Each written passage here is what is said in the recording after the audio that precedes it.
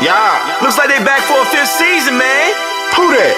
Sports Roundtable. Who? SRT Crew. Whoa. SRT.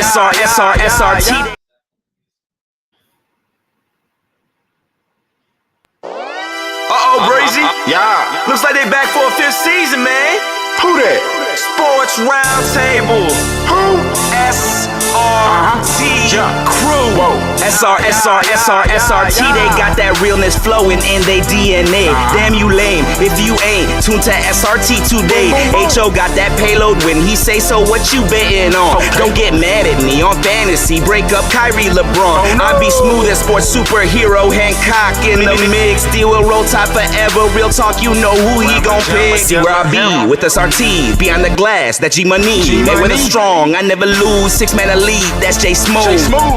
All you other sports radio shows is fake news. Believe that. Turn up your radios, cause it's time for SRT Radio. Yeah.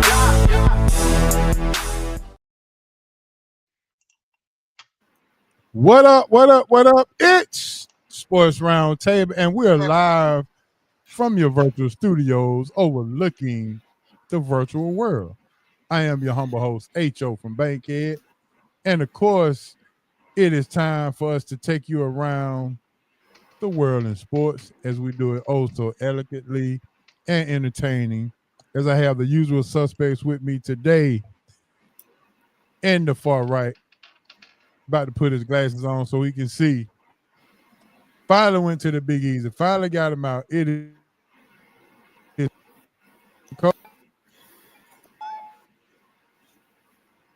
Big Easy. Red beans and rice. Uh-oh. Is my HO froze up. I knew something was wrong. Yeah, something going on. Technology, baby. It happens. Well, he probably was trying to break up Kyrie and LeBron. Ain't no telling that's why he gone.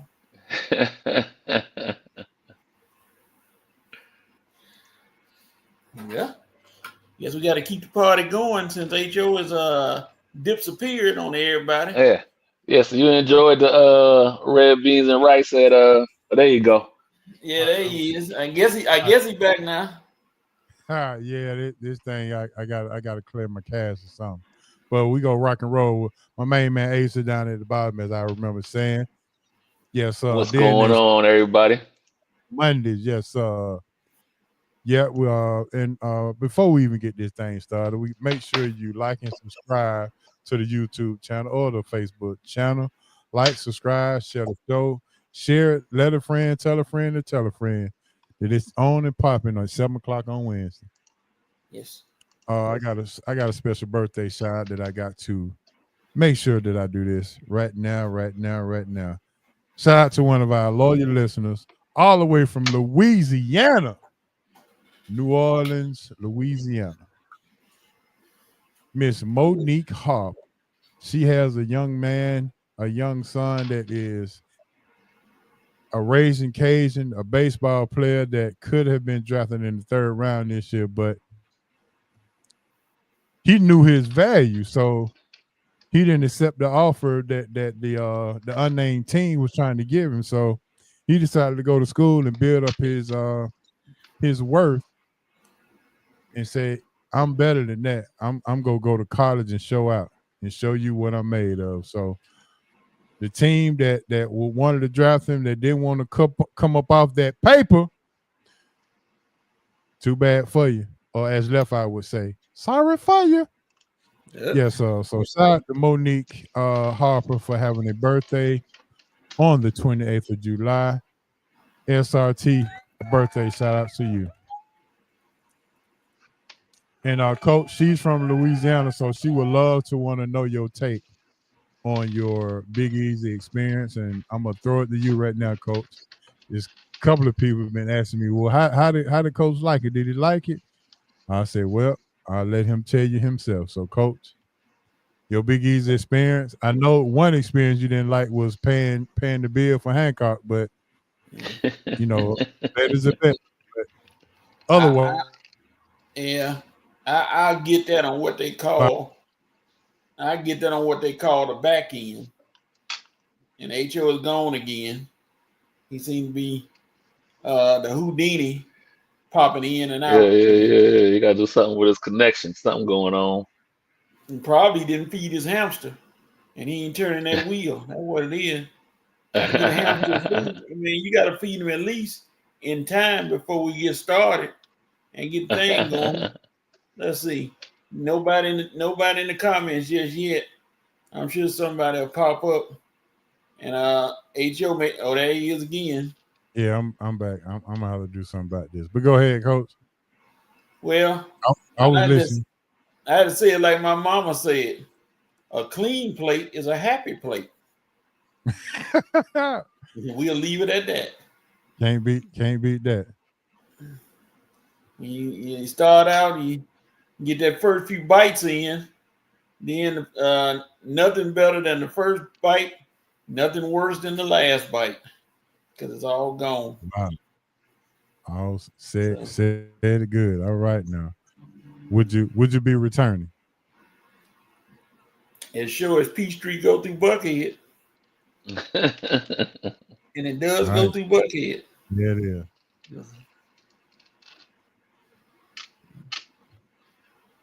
All right, so Miss Monique is in the chat. She said hello, and I hope she heard her birthday shout out. And there's our Montgomery, Alabama. She witnessed Coach being at the Big Easy. If anybody thought we were lying, we got witnesses. Who was at the Big Easy? So is all get out.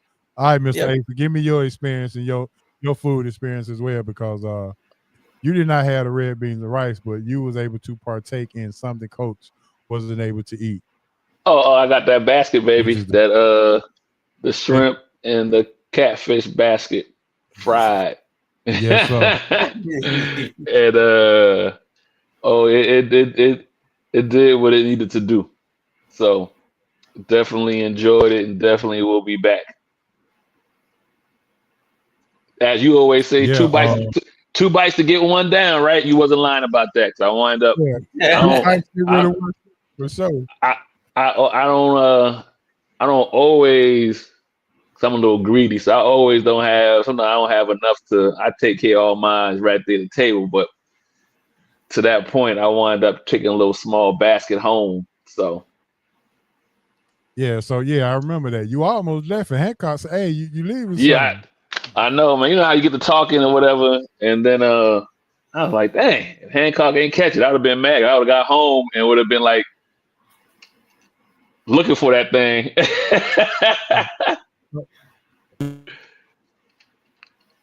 Right. HO is struggling again. He's doing the mannequin challenge again. He is frozen, like the movie. Yeah, he might have to make that phone call back to and he got the inside track to Comcast, and he got them people direct number. Yeah, or something. Because they gonna have to make that right there. He gonna have to make that phone call. Yeah, or Duke stepping on something and messing everything up. Well, he can't make it. What in the world? Oh. He is frozen solid, ladies and gentlemen. So therefore, right now, Let me see. He can't get no hot news up. He's going again. We can't get no hot news. Hot news, yeah. We'll go to cold. Because he is frozen. Well, the hot news. Some of the hot news is good news, though. If you've seen the breakdown with a main man, there you go. You might have to make that phone call to Comcast, don't you, HO? No, this is the computer. I got to clear my cache. It keeps running out of memory, I guess. You know, I'm IT inclined about what's going on. I just got to clear it. I just hope it can get me through the rest of the show, so I can clean it up afterwards. You got. But I was asking about the microwave or the toaster oven, and that's when I kind of went out. Oh yeah. Nah, just quick little 20-second heat up, keep it moving. Oh, okay. I didn't have that much to have to throw in a oven or something like that. So. All right, Coach. Next time, you didn't get no beignets. I was surprised. No, that red beans and rice was pretty filling, and I said, "Okay, I'm good. Right, I'm good with that initial." But next time, now that I know the layout on the red beans and rice, I might have to throw some catfish in. And now, is the catfish Mississippi raised? Because I'm not sure if it's Mississippi. Because I'm from in my hometown. They got a little town about 20 miles from me called Belzoni, Mississippi. That's the catfish capital of the world, baby. They got catfish farms everywhere, and they raise that catfish. And they had a catfish festival where you can get all you can put on your plate. Get that with some hush puppies and some other stuff, other food, and you can throw down. And also they got the catfish races where you can get your catfish, pick one, and put it in a tank. If your catfish win the whole event, you win the first prize of $500. Yeah, HO, they got Virginia beat. My bad, Virginia. All right, what's up? Dez, I'm looking for you, Dez. What's up, Dad? Dad said he had to get his truck fixed on Saturday, or else he would have been there to enjoy the great Big Easy. That's all right. I hope everything's Don't fixed. worry, we got plenty more opportunities. We have plenty more opportunities. With that being said, man, let's go ahead and move on to our SRT Hot News. And the hot news sponsored by, you already know, Big Easy Grill, 1193 Collier Road, Atlanta, Georgia. Big Easy Grill, the best Louisiana seafood in Big Easy is Atlanta's best kept secret. You can ask Coach and you can ask Asa. We just went there this past weekend along with Mr. Hancock. So all of those guys were there in one spot. So yes. So if you don't believe me, my advertising of the Big Easy does not go in vain. I got proof and I got witnesses. So yeah. Yes, sir. So it was definitely awesome to get there, awesome to get with the fella. We talked sports. We should have went live and just to see what we were talking about. Let's see. Dad said he had to get square body back. Yeah. He said he finished up around 3:30. What time did we actually leave? About 4. So yeah. Yeah. 4:30 4:30, something like that. Yeah, for sure. So I'm not sure if Dez ever had the red beans and rice. So Coach, you're gonna have to repeat the red beans and rice experience to Mr. Dez because he just got in. Hey Dez, you're gonna want to take some home with y'all. That's all I can say. There it is. All right, Big Easy Grill, 1193 Collier Road. Make sure you mention SRT. You get your 10% discount on any meals, $25 or more. So, Coach, you did see the SRT discount on your receipt, right? Yes, sir.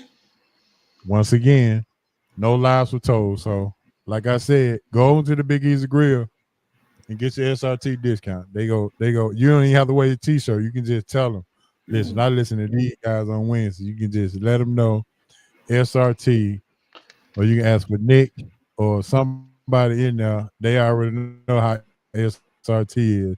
Ace of sporting his SRT shirt. That's what I'm talking about. I put the little Silky on today. The little Silky. So I appreciate you. Do I need to put mine on? Yeah. You know what? I thought about you running in your next 5K, and I say this would be a nice little a sweat catcher shirt for you. So yeah. the It's next 5K got that nice, you run. Okay. All right. nice little material. I appreciate you. Yes, sir. Nice little material. I'll make it happen. I'm gonna check out and put mine on. I don't want no Okay, trouble. Coach, look at you. You ain't got to Yeah, have yeah, no problem. yeah. Turn the camera off.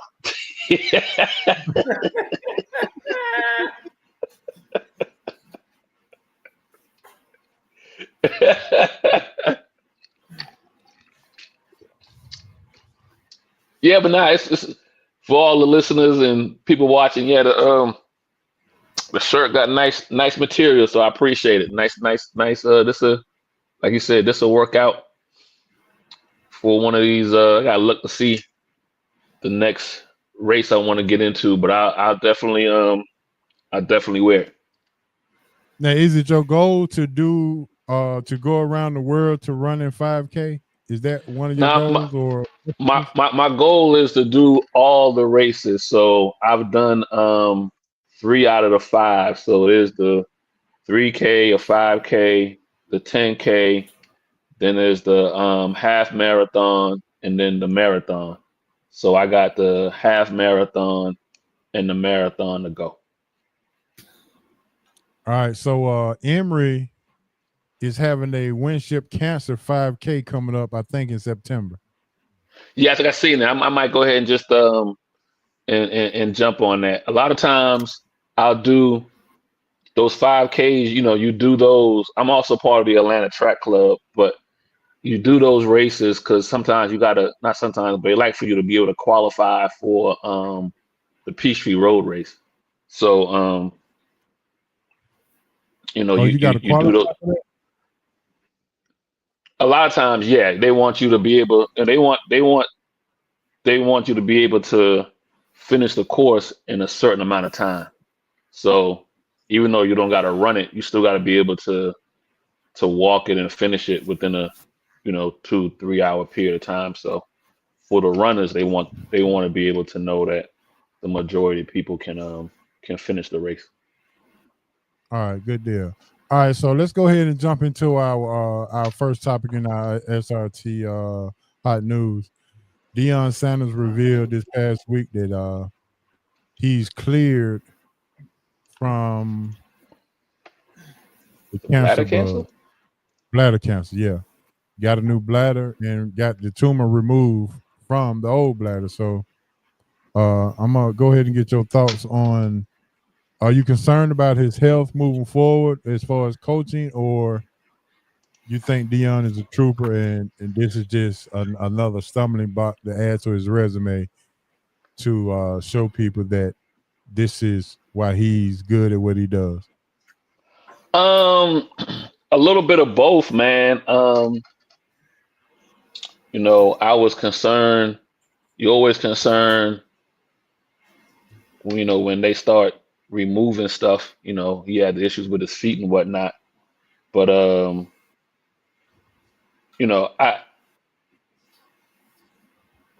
no doctor, obviously, so I don't know how much the stress would be for him in reference to, obviously, he's recovering. He said he's gonna be ready to go for this year at University of Colorado. I think maybe he does it for a couple of years and then that's it. I think this will probably not, if he was thinking about getting to the NFL, I think this might put a damper on that, I believe. But I think he'll be all right when it comes to, still coaching at the collegiate level for a few more years. Okay. All right, Coach. Your thoughts about it? Oh, go ahead.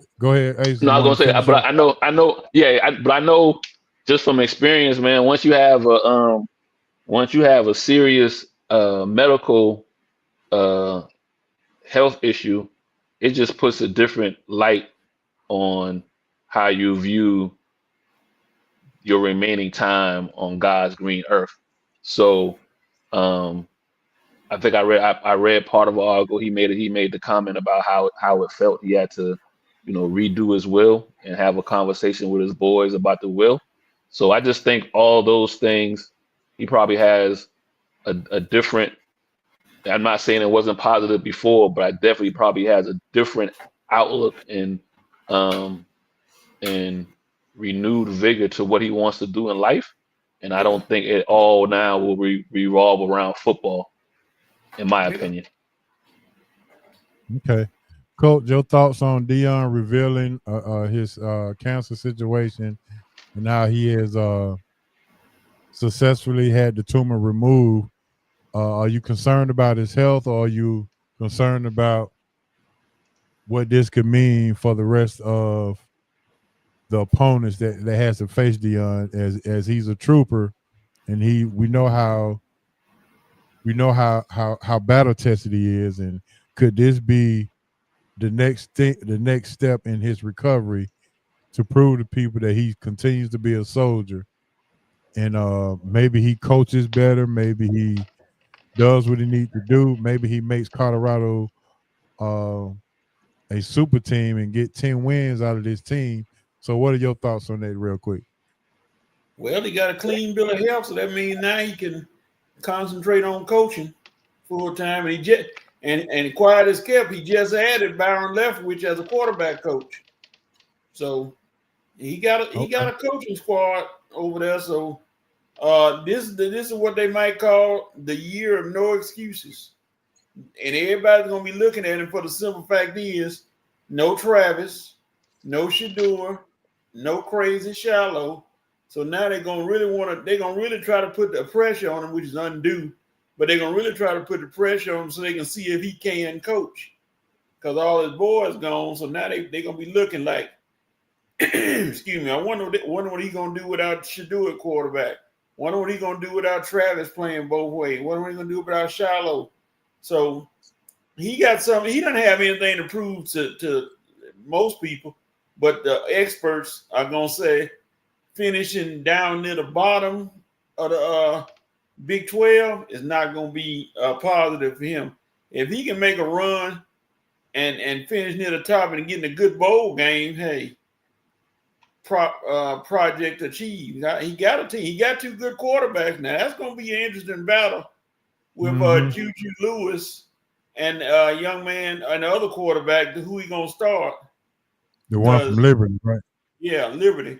But because if he now, what I wish he could do is, and I wish it would work out, if he can talk to Juju and say, "Hey, we're gonna start the other kid. I forgot his name because he got more experience," and Juju accepted and say, "Okay, next year is all mine." Then problem solved. But we got to see Juju's mindset on how he's going to be able to handle not being a starter since he came there with all the hype and everything. All right. Well, now, me personally, I think this is just going to add just a little more fire to his coaching because I think this is one of the reasons why nobody entertained him going pro, because I think of the illness that he kept hidden probably since the end of last season. But I think this is just another flame that he's going to burn that will, what was the word you use, Asa? Invigorate? Yeah. Yeah. This is going to definitely add some fuel to the fire to show that he can have a 9-win season, lose his top 3 players, have cancer removed, and come back and have just as a better season than last year. Now, if he does that, that would probably be one of the greatest feats that we probably ever seen happen in college sports. Yeah, because they are really, they were really getting ready to pile on him before the cancer diagnosis, because they were like, Deion ain't concentrating on coaching. He must be going to see about Shedeur and Shallow and Travis. Mm-hmm. He ain't concentrating. They're getting ready to say that narrative all day. And I know they cut that out now. Now everybody like, oh, dog, we were wrong.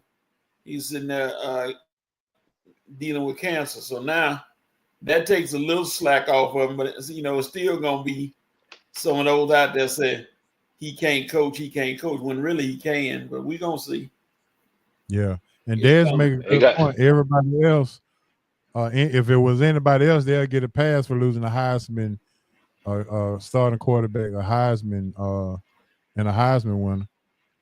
You Of know, course. if it wasn't Deion Sanders, then the expectation would be lowered because of they lost the Heisman Trophy winner and they starting quarterback. But because it is Deion, the expectation has gotten higher. Ain't that something? Yeah, we gonna know in the first 4 weeks of this year, though. The first 4 weeks is ooh, as far as their schedule goes. So Yeah. they make it through the first 4 weeks 3-1. I think they'll be okay to remain of the season. Just to add to that, if he's that motivated and show the people the naysayers, let me say the naysayers, that he can coach without having Travis and without having both his sons, and actually recovering from a cancer tumor, where would you rank this as being as far as a coaching accomplishment? Where would you rank this? Would this be the best, top 3, or would you just be amazed? What word would you use to quantify the season that he could possibly have if he have like 10 wins and get to a bowl game or even get into the playoffs? Oh yeah. I mean, if they have another winning season, bowl. I mean, they were a game away from being in the playoffs last year. Yeah. So to get to a bowl game, I don't never say never. I think the ceiling for them is to be at a one of the top end bowl games. I don't think they make it to the playoffs. But making it to a bowl game, 9+ wins, would be a great season.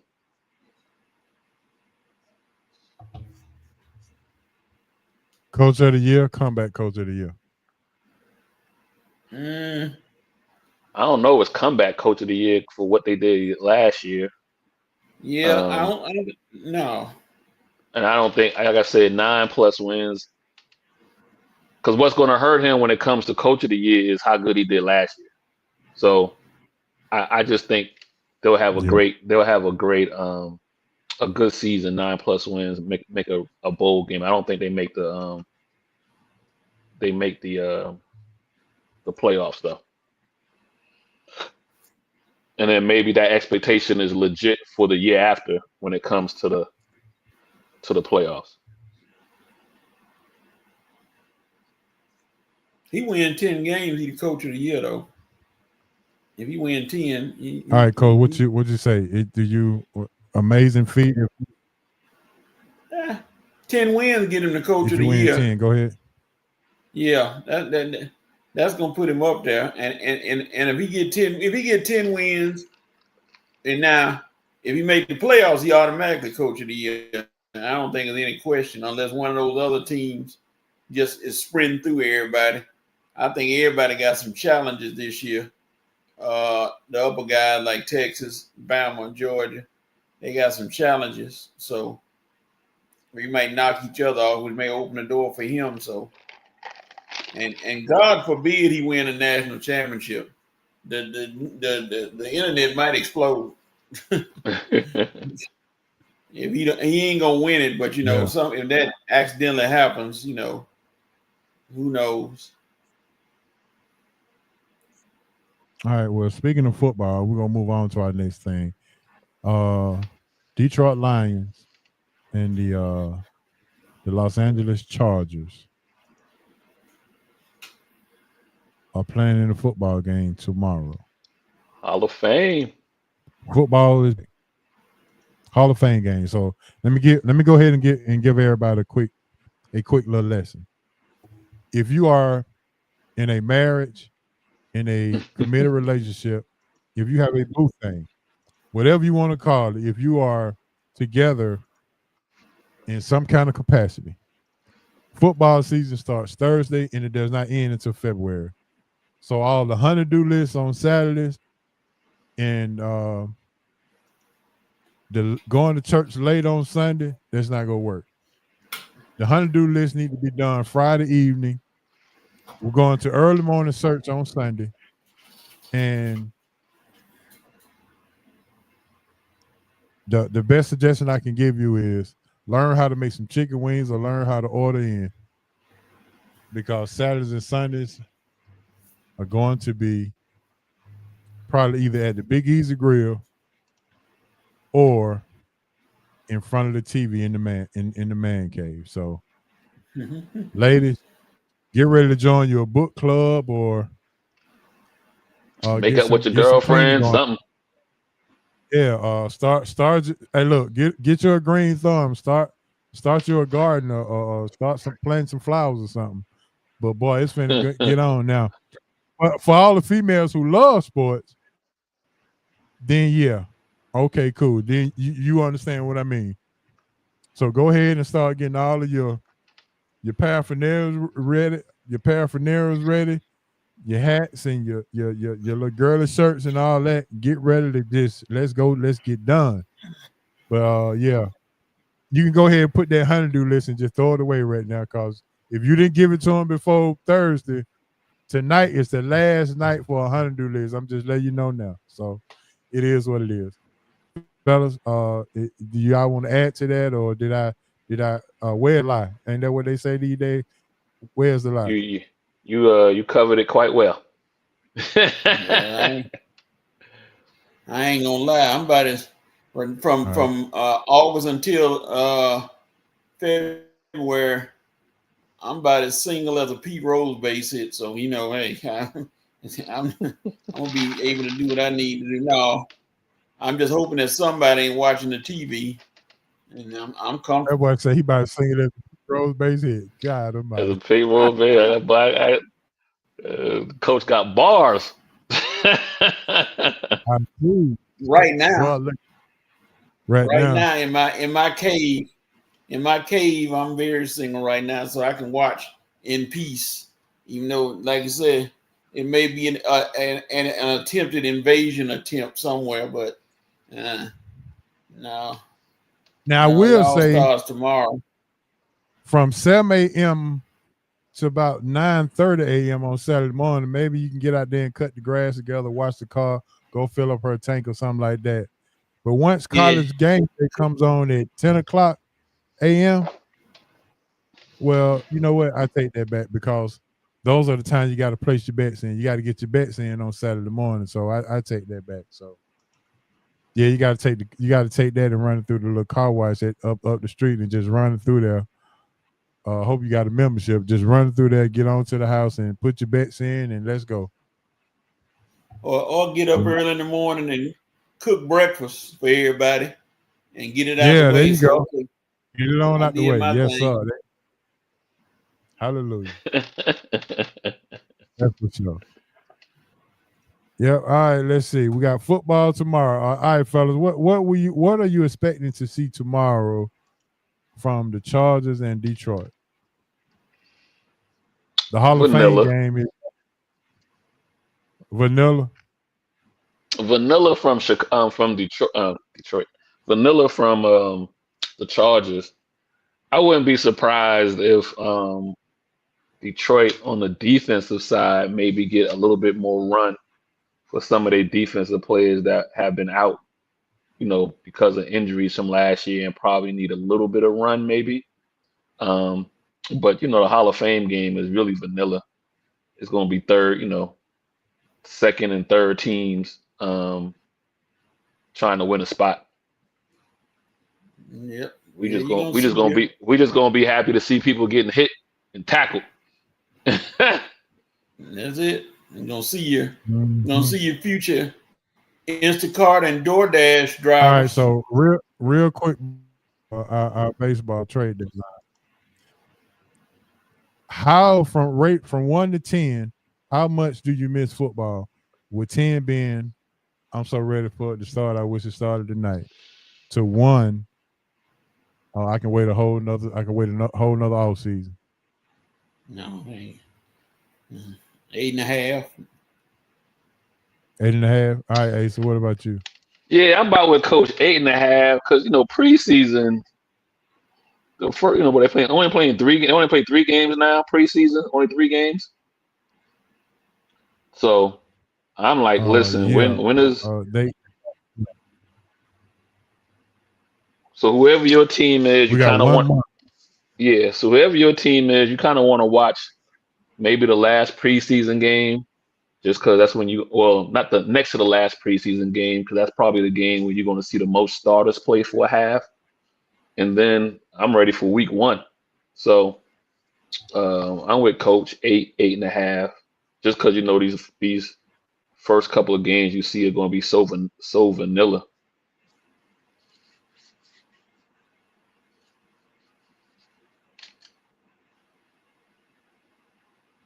All right, so let's get on to this Major League. Who's going to talk about a trade deadline? But since the Braves are out of the race, I don't even see the reason even to talk about it. So let's talk about the MLB Hall of Fame inductees. Ichiro Suzuki, CC Sabathia, Billy Wagner, the late great Dave Parker, Dick Allen. Those are the guys that came in this year. All right. Dave Parker, 2-time batting champion. Dick Allen, MVP season with the Chicago White Sox in 1972, the year that I was born.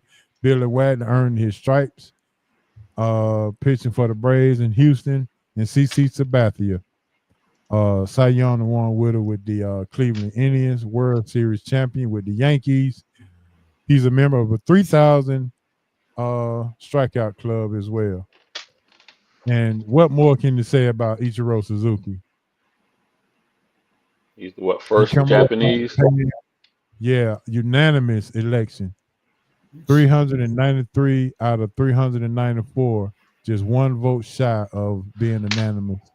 I want to know who that one. I want to know who that one person was that was like, no, I'm not voting Ichiro in. Like, they need to stop publishing some of these jokers. Like, you need to give some of these reporters the scarlet letter D for dummy on, Hey, you gotta start embarrassing some of these guys. Who voted? Who said, nah, I ain't letting Ichiro in? And I mean, just like with Ken Griffey Jr.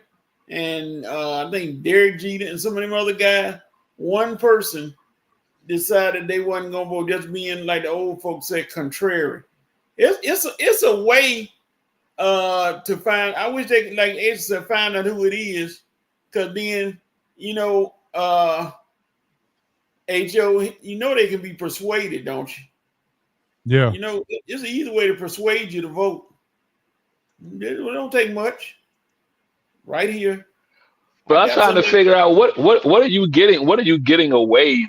What are you taking away with not voting Ichiro in?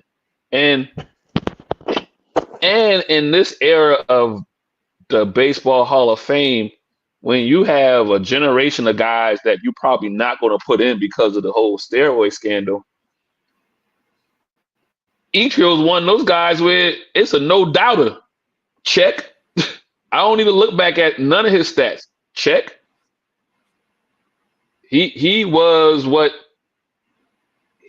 then what Shohei Ohtani is now, as far as popularity and everything of that nature. And he was good.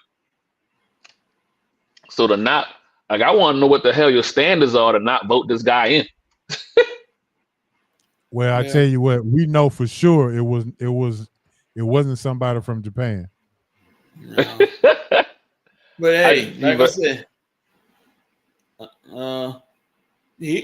like I said, they just need to be, that person need to be talked to and motivated. See, here's a motivator right here. I can motivate you to get your vote right. Nah, it just be you ain't got to cut. Hey, y'all, and Coach brings that with him everywhere he goes too. I seen it on Saturday. Just to let y'all know. Motivated. Coach travels with that thing. He had it on him on Saturday, but but yeah, just leak their name. Just leak it. then we'll take care of them on the internet. Or just, I mean, just you gotta be just thinking like, just want them to sit down, and if they can give a valid reason, okay. But if you can't get no valid reason, I mean, seriously, that's ridiculous. That man had 200 hits every year almost. Like I said, there's no valid reason. It's got to be. I don't know. He had 3,000 hits even without his stats in Japan. Yeah. I mean, how many Gold Gloves he have? Plenty. The only thing he didn't do was hit a lot of home runs, and that was it. And he wasn't a power hitter, but that's nothing. I could name plenty of hitters who weren't power hitters. I mean, you just named one with Pete Rose. He wasn't a power hitter. Tony Gwynn wasn't a power hitter. But either way, how did do y'all agree with the Hall of Fame inductees for this year? Yeah. Yeah. The only person I didn't know much about his game was Glenn. Was who? From Philadelphia, who got Billy Wagner?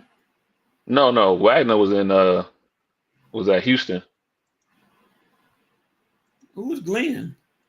Was it last name? Parker Allen. got in, huh? Dick Allen. Dick Allen, my bad, Allen. Yeah, Oh, Yeah, my apologies. I said Chicago Glenn. Chicago White Sox. He was the only person I wasn't familiar with. Right. Okay. Yeah. Well, everybody else, yeah. And boy, you could have sworn Dave Parker was there because the son looked just like him. I mean, Oh yeah. If you saw the introduction, Dave Parker's son looked just like him. I mean, absolutely. Cobra just. Jr. Yeah.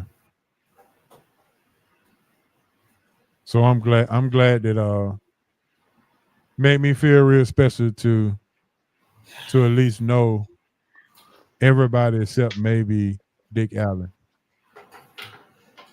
Like you said, Ace, I didn't know much about Dick Allen. Yeah. And you're gonna have a lot more of that HO just because, like I said, you're getting to the point now where you got a block of guys who are eligible, but they won't get in because of the steroid era. And so they're gonna have to start dipping down into some stats with guys that I'm not saying that they don't belong in, but they're not gonna be as household names as we were accustomed to. So Cole, you say he shouldn't have been in the Hall of Fame? He said should have been in long Oh, time okay, ago. yeah. well, yeah, Dave Parker yeah. should have been in. No, he should have been in for a minute, but I think there's some guys that'll probably get in just because But again you're gonna have he was a casualty from the Pete Rose Cincinnati Reds situation. Okay. Yeah, he that's what took him so long to get in. So, but nevertheless, I will give baseball credit. They got him in, and he knew that he was in before he passed away. Yeah. So, good job for baseball for doing that. All right, man, that's going to end our hot news for this evening.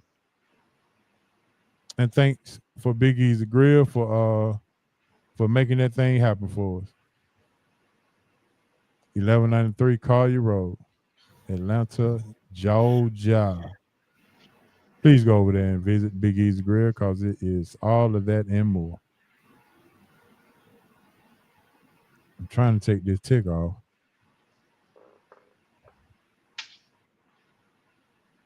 All right, there we go. Right there. Boom. All right, ladies and gentlemen, you already know what time it is.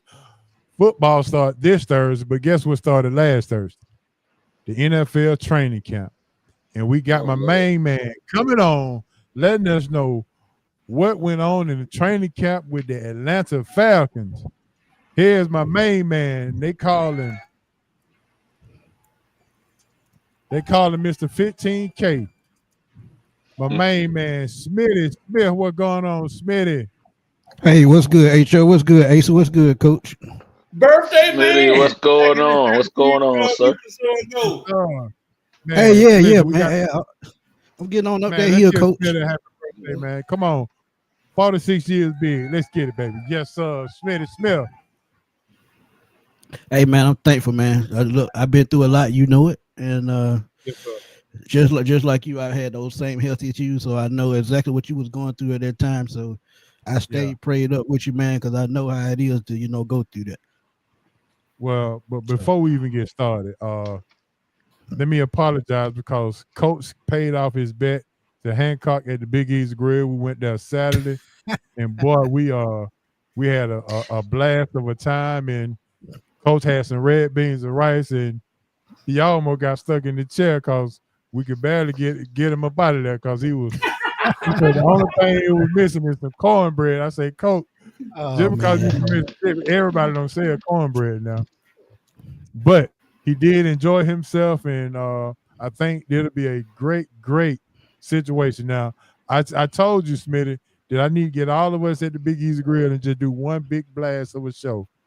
And I let Asa and Coach tell you, Just give me a date and I'll work it out. how would it look for us to just do a great big old show out there in the patio there, fellas? Hey, I love it, Oh man. yeah, it'll be great. Yes, We it got will. had about 12, 13 chairs out there. It'll be. They got enough tables and all that, so now it would be great. Yeah. Asa been doing the bid, so I know he. Say it again, Smitty. Yeah, for sure.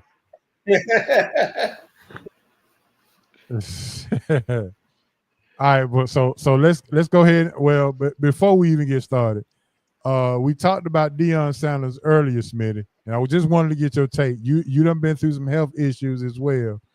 Could this be motivation for Deion to prove everybody that he can actually coach after recovering from cancer? Could this be one of the greatest coaching seasons ever of all time if he's able to get 10 wins?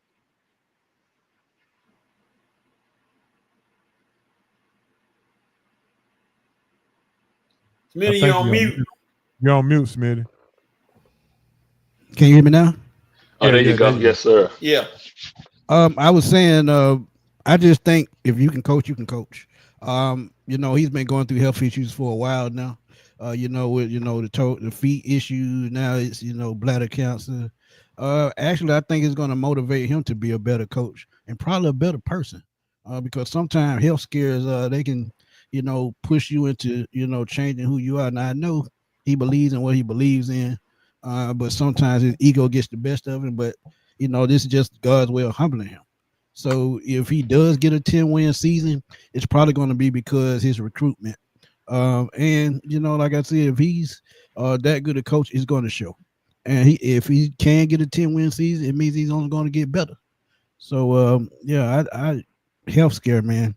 And I knew nothing about it probably till about a week ago or 2 weeks ago. So prayers out to him. For sure. Before we move into this football, let's make sure we give us a silent prayer and condolences for one of my favorite baseball players, Ryan Sandberg, as he passed away this past week. Yeah, man. Yeah. That was tough. Yeah, Rhino was one of them guys, man. So we're gonna miss you, Rhino. One of the guys that he did it well. And as he was retiring, as he was leaving the Cubs, did y'all remember he gave his salary back because he said he was going to retire and didn't want to take the money. He wanted them to use the money on some upcoming talent? Yeah, I remember that. You remember that? I remember that. Oh, yeah. Yeah, he was just one of those type dudes, man. Very upstanding dude. Yeah, Ryan. Yeah. He won. All right, man. Let's go ahead and jump into this. Play the game, right? Yeah, let's jump. Oh, yeah. All right, so what's going on in the Falcon camp? What is the buzz coming out of the Falcon camp from last week? Just give me the buzz. Where do you want me to start? Because I was there last Thursday, day one, I love what I saw, man. The hot topic that's been going on all off season is Kyle Pitts, and we've been talking about that for a long time. But what I saw last Thursday, he looked very fluid. Looked like he was a little bit more up to par to where he needed to be running, a little bit smoother because with knee injuries, at the best 2 years to recover fully. So he's at year 2 right now, and hopefully he can get things, rocking and rolling the right way. I love what he's been doing this offseason by being focused. I've seen fans being mad about him not going to tight end not, giving media interviews when he was supposed to. So they were just, not knowing what's going on behind the scenes. But he was recovering. He's been in the film room. He's been working with Penix the offseason. So he's just really focused and locked in as to what's going on with the Falcons offense and Zach Robinson and trying to be a bigger presence in the offense. All right. Do you see any kind of rejuvenated energy from Zach Robinson? Do you see an improvement in his play calling this year? Or how does he look? Does he look energized? Did he look energized? Did he look innovative in the training camp so far? What he's going to try to do is spread the ball around a little bit more and try to, like I said, with Kyle Pitts, try to get him involved because as I've been saying for the last 2 years, you got to get the tight end involved to open up the middle of the field, and that helps with the run game, play action, all of that. And I think Bijan is still going to be the focal point. But I think what Zach Robinson has to do is get the ball in the end zone, score points. And to do that, I think he needs to have a very good balance on offense, running until you get to the red zone and use your red zone weapons like you're supposed to, like we've been talking about with Drake London and Kyle Pitts. So will he adjust on the go? That's yet to be seen. But from what I saw the last 3 games with Penix last year, he got better as the season went on, mainly because it was certain throws Kirk Cousins could not make that Michael Penix could. So seeing that, I think that's in itself is going to give Zach Robinson a reason to open up this playbook and a reason to use these weapons and a reason to put points on the board, because I'm going to just tell y'all, this offense is a 30-point a week offense, 30 or more every week if everything is clicking right. So if he can do that, yeah, I think he can, make this one of the top offenses in the league. All right, so I be getting fan question for you. Yeah. No doubt. All right, so the first fan question is, why is everybody hating on Michael Penix and having confidence in the offense, just like you just said? As far as media, why they hating on him? Because they can't control the narrative. They did not even want the Falcons to take him at number 8. They were raving for a pass rusher, and we all thought we were going to get one last year. But again, when Arthur Blank took that flight up to Seattle, that was a nail in the coffin. He was the pick, even if they had to move up for him. But yeah, the media can't control the narrative. That's why they're not giving the Falcons their props. And also, he only played in 3 games last year, so they only got a sample size. So this year, if he can break out and step up and do what he needs to do, coming into 2026, you can see him as a top 10 quarterback in this league, possibly. All right, and here's a question in the chat. That Cuz, ain't it? Yeah, that's Cuz. I mean, Big Z, that's just his nature, man. If you watch this game at Tennessee, he just has a violent temperament, and that's a good thing because that's something the Falcons haven't had in God knows how long. Some of the best defensive players ever. Do you see them walking around as blue-collar players? No, you don't. Talk about LT. You talk about Marcus Strahan. You talk about Reggie White and guys like that. So I just think he's not trying to fight. He's just trying to gain respect in the locker room and show these guys what he's willing to put out there on the field and leave out on the field. And, rightfully so, we just need those kind of people here. Why haven't we seen Jalen Walker on the field yet? Fan question. They haven't disclosed it yet, but it's maintenance. He's been working all off season, so I don't know. Honestly, I think he just probably needs some rest. He'll probably be out because he was actually out last Thursday, and actually got a chance to do this to him. And yeah, All right, he'll be fine. There's your response, Smitty. Appreciate it, Big Z. And look, in that fan question I just asked you about why Jalen Walker isn't on the field yet, they had in quotes. I know Smitty got the inside information. Hey, man, if I had the inside information, trust me, I know. But they been closed doors about that. And some of my inside sometimes, I can't say until they say in public, so I have to keep it under wraps. I understand that's respect. I respect that. Yeah, Smitty is not a snitch. He go hold it and keep it. He go do the professional things. So yeah, so don't even though he's from the west side, everybody from the west side ain't snitching. Shout out to T.I. But anyway. Oh man, you stupid. All right, so how is the kicking game looking? Are we going to have a great kicking game this year? Man, Lenny Craig, that dude's leg is like you remember Sebastian Janikowski used to kick for the Raiders? He had that type of boom in his leg. He was kicking 65-yard field goals like it wasn't nothing. Wow. They were both 4 for 5 yesterday. But I think if Lenny Craig can give them consistency in training camp in the preseason, I think the Falcons may move on from Cool because they want that $4 million and they can do something else with that money. So maybe, it was writing on the wall last year. So they may give him a chance to battle for the job, but if Lenny Craig give them any ounce that he can be a consistent kicker, I think Cool is gone.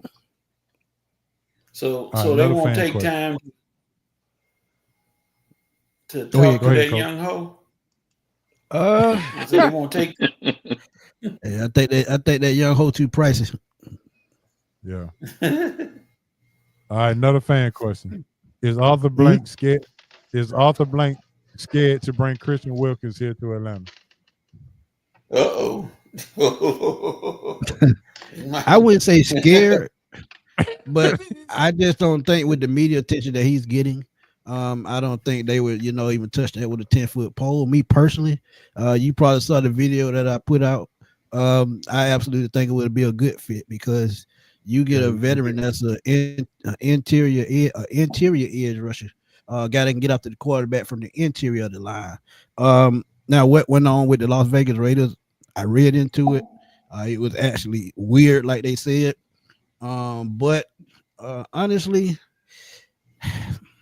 it ain't that he's scared. I just don't think he wants a PR nightmare, especially when he's got, everything working so far in this offseason, what they've done in the draft in the offseason. They don't want things to, get thrown out of whack because wherever Christian Will can go, the media is going to follow. So I just don't think they want that Barnum and Bailey circus in Atlanta. Go ahead, Ace. I see you.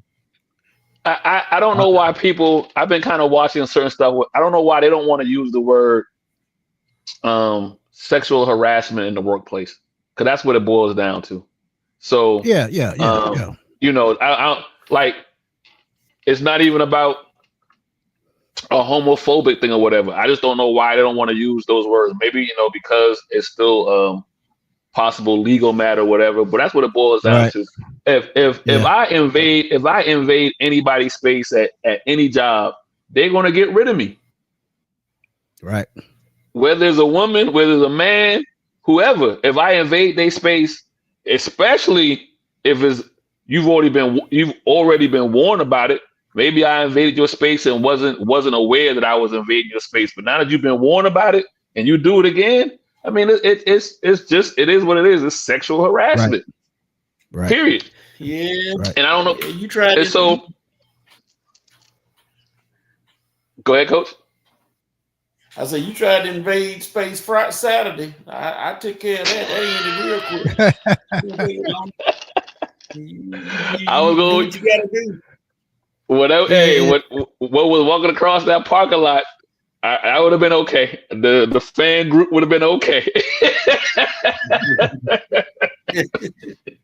Don't get me wrong. He's a great talent, but I just wouldn't want the media nightmare. Can we use him? Absolutely, because he's getting paid from the Raiders this year, so he may sign for the vet minimum or a little bit over the vet minimum to come to wherever he's going to go. So I mean, they could use him at defensive tackle because we're still young at that position. But if you can get him for the right price, why not? And he went to Clemson, so he understands he's from the area. So play with AJ Terrell. Yeah. Mm-hmm. The only way he come, Magic City gonna have to be temporarily shut down for the season.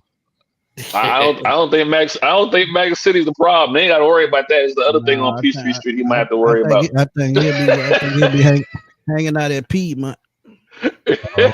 He'll be on Peachtree. Right. So we got another fan question for you, Smitty. I think this is more a joking one because I got smiley faces behind it. Is Michael Penix and Kirk Cousins still riding to camp together? Uh-oh. Are they still Man, who sent you that? Who sent you that? It said unknown. Oh man, you got jokes. Okay. No, from what I've seen Thursday, they still cordial, man. We know Kirk Cousins don't want to be here, but professionally he has to be. He still has to, talk to Michael Penix, associate with him, communicate. I think they fine, man. But I think where it's gonna start to affect him possibly is the more we get into the season, and Kirk may take a step back just a little bit because he's probably going to try to force his way out of Atlanta still. But as far as right now, he actually looked good in camp on Thursday. He looked very fluid, looked like he's healthy again. So I think, he's going to do what he can to help Mike, but we'll see how long that lasts. Smitty, got a question for you, man. 2 questions in one. Where is he going to go? This is Kirk Cousins. And then from Atlanta's aspect, does it make sense for them to go ahead and hold on to Cousins because of injury possibilities? That was where I was going. Second part of the question, they absolutely had a reason to hold on to him. First, he signed a contract. He got to stick to that. He got $62 million his first year. This year he's going to get about another 40. So he's going to be a rich man after 2 years. But where will he go? One team I would look out for, and I think it's a real possibility depending on what happens. Because they have not a new owner, but someone else stepped up because Mr. Jim Irsay passed away. Indianapolis Colts. They don't trust Anthony Richardson. He seems like a bust at this point, and he doesn't have the work ethic to keep growing as an NFL quarterback. Second of all, I don't trust Daniel Jones. Never have, probably never will. We know where he can play, but he's super inconsistent. So if they want to be a contender, which I know they possibly could be with what they've gotten this offseason and through the draft, Kirk Cousins could definitely be a coach, and they have the money to go out and give them at least half of the contract of the $27 million that they may be looking for. So I can see the Colts absolutely. So the Indian would be my spot right now. That makes sense, and that's a weaker division too, right? So AFC South ain't all that strong. Okay, right. I'm with that. Another fan question, Smitty. Could the Falcons sign Matthew Judon back again for depth at the defensive end? I don't see it because I think he probably wants to go back somewhere he's been, like Baltimore or somewhere like that. San Francisco, I can see him there as well because we know Bosa, he's nicked up all the time, so he could be a backup there. But coming back here, I think that kind of went out the window when they got James Pierce at the end of the first round. And then they said to help with the rookies. I think that's what Leonard Floyd is going to do. I think Leonard Floyd is already I think he's already, rubbing off on Jalen Walker and Pierce because as I saw them last Thursday, they were always communicating constantly, especially when they were doing one-on-one drills. Every time they did one-on-one drills, ran over to each other, they huddled in, they talked. So, yeah, I think they did that when they got Leonard Floyd. And I think Leonard Floyd, I did not know he was as big as he was. He's about 6'6", probably about 255. But man, dude arms long like a basketball player. So we're getting a lot of batted passes coming out of there. Absolutely. Yeah. So I think Leonard Floyd was the last piece. All right, this is my question. Out of the rookie defensive back that was drafted, who has looked impressive to you? Xavier Watts, just like I knew he would. You talk about a guy that like a ball hawk. He has Ed Reed type vision on the field. He can just see everything. So when you talk about a guy like Xavier Watts who can move all over the field, he can play man, he can play zone, he can play in the box. I saw them using him all kind of ways, and he's been lined up with the first unit all training camp so far. So Xavier Watts, he's that guy. And Jesse Bates is his favorite player. That was another thing I seen. They were communicating as well. So when you got an all-pro playing next to you that can teach you the game that you model your game after already, that's pretty scary. So I would say Xavier Watts because, like I said, versatility, played linebacker, played wide receiver, so he reads everything on the field. So I love that because to me, as I told Asa the last time, I feel like he was a third first round pick because he had a late first round grade going into the draft. Kind of fell off leading up to the draft, but he's a first round talent. All right, another fan question. Kobe Bryant is back. What do we expect to see from him? He still got to grow. He still got to just learn the basic fundamentals. I think we get to see him preseason. I think he'll solidify his spot on this team because he's another one of those guys. To me, he plays a lot like Sauce Gardner, just smaller. He's very good at redirecting receivers. He's good at he's hands-on. I hate that a little bit, but that's the way he plays. So Kobe is a little on the side Sauce Gardner, but I feel like his zone presence in this zone defense is what's going to make him make this team. He plays zone very well, and he knows how to zero in on the football. So he'll be fine. All right, another fan question. Which do you see the most improvement, defensive back or linebackers? A linebacker all day long. With what they had last year with the injuries and inconsistent, and we haven't had a solid unit since Deion Jones and Foye Oluokun was here about 3 or 4 years ago. So it's been that long since we've been consistent. I think them bringing in Divine Diablo was the biggest steal of the off season because of what he can do. He's also one of those big guys at 6'4", about 250. He can play sideline to sideline. He can drop back in coverage, and he's one of those guys that I think they're going to find some way to get him out to the quarterback as well. You talk about Caden Ellis, career year last year, 150 tackles, going into a contract year, so he's going to put it all out on the line. You talk about Captain America, J.D. Bertrand played well when he wasn't hurt last year. Troy Anderson's still a wild card, but I'm starting to think he could be on the roster bubble because what they brought in, it's going to be tough to make this roster. But I think linebacker definitely has been upgraded. Smitty. And we ain't got to talk about Jalen Walker because we know about that. Okay, go ahead, Coach. Smitty. I just have one. Well, I got two questions. Question number one. They're gonna come on and say it because it needs to be said. I need tickets. That's all I need to say. I need tickets. we can talk about connections and everything, but I'm gonna need some tickets.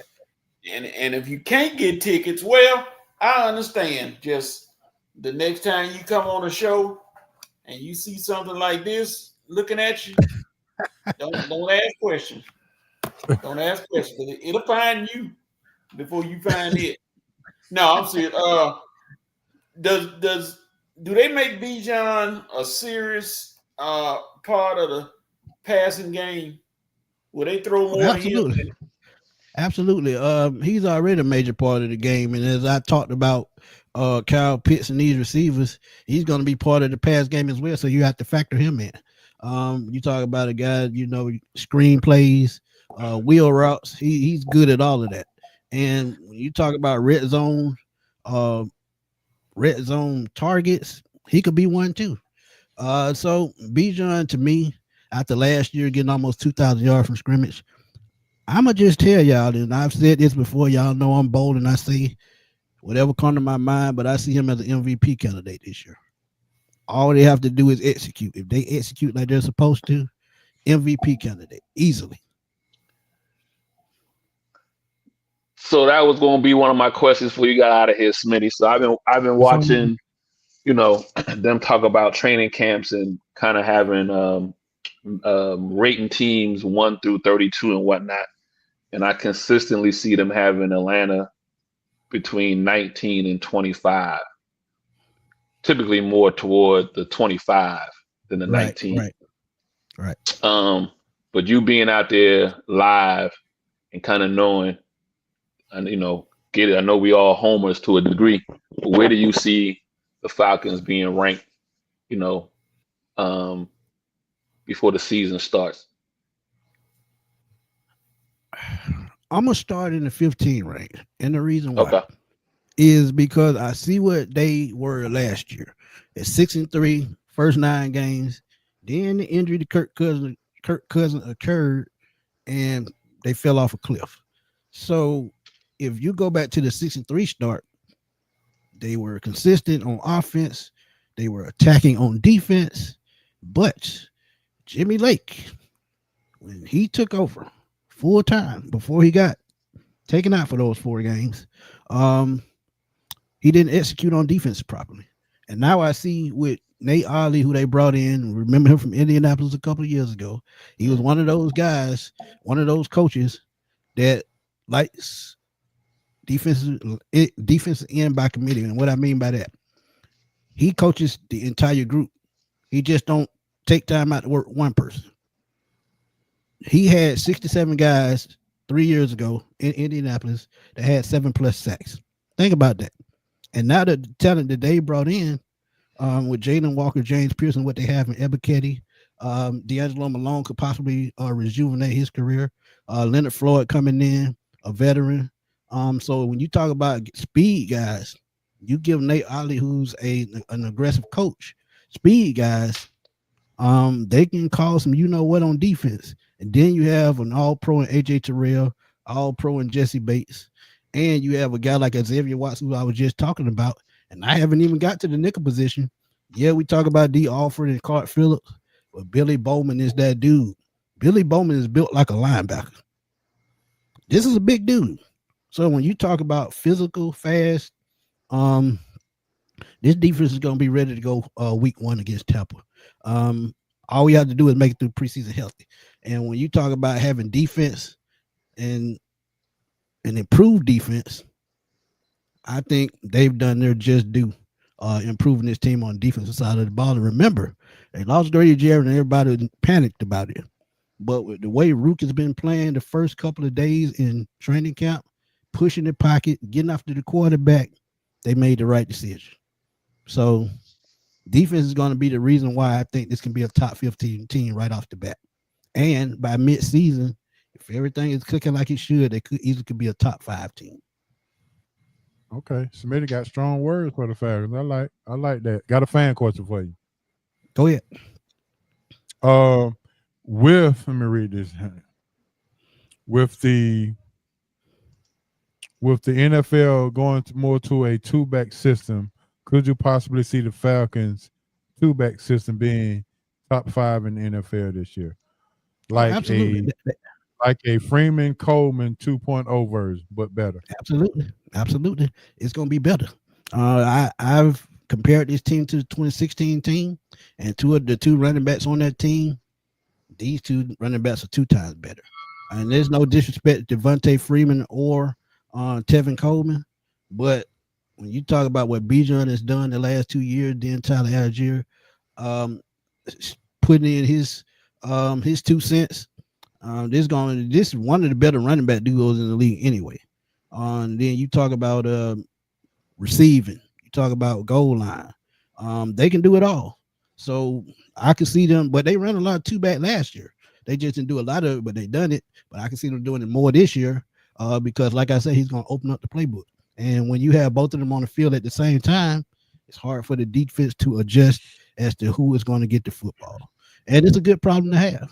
And this is also a contract year for Tyler Algier. And if he puts up at least 700 to 800 yards, I think the Falcons have a good chance of bringing him back. Even though I think he can be a running back one on a lot of teams. Gotcha. Got two more questions for you.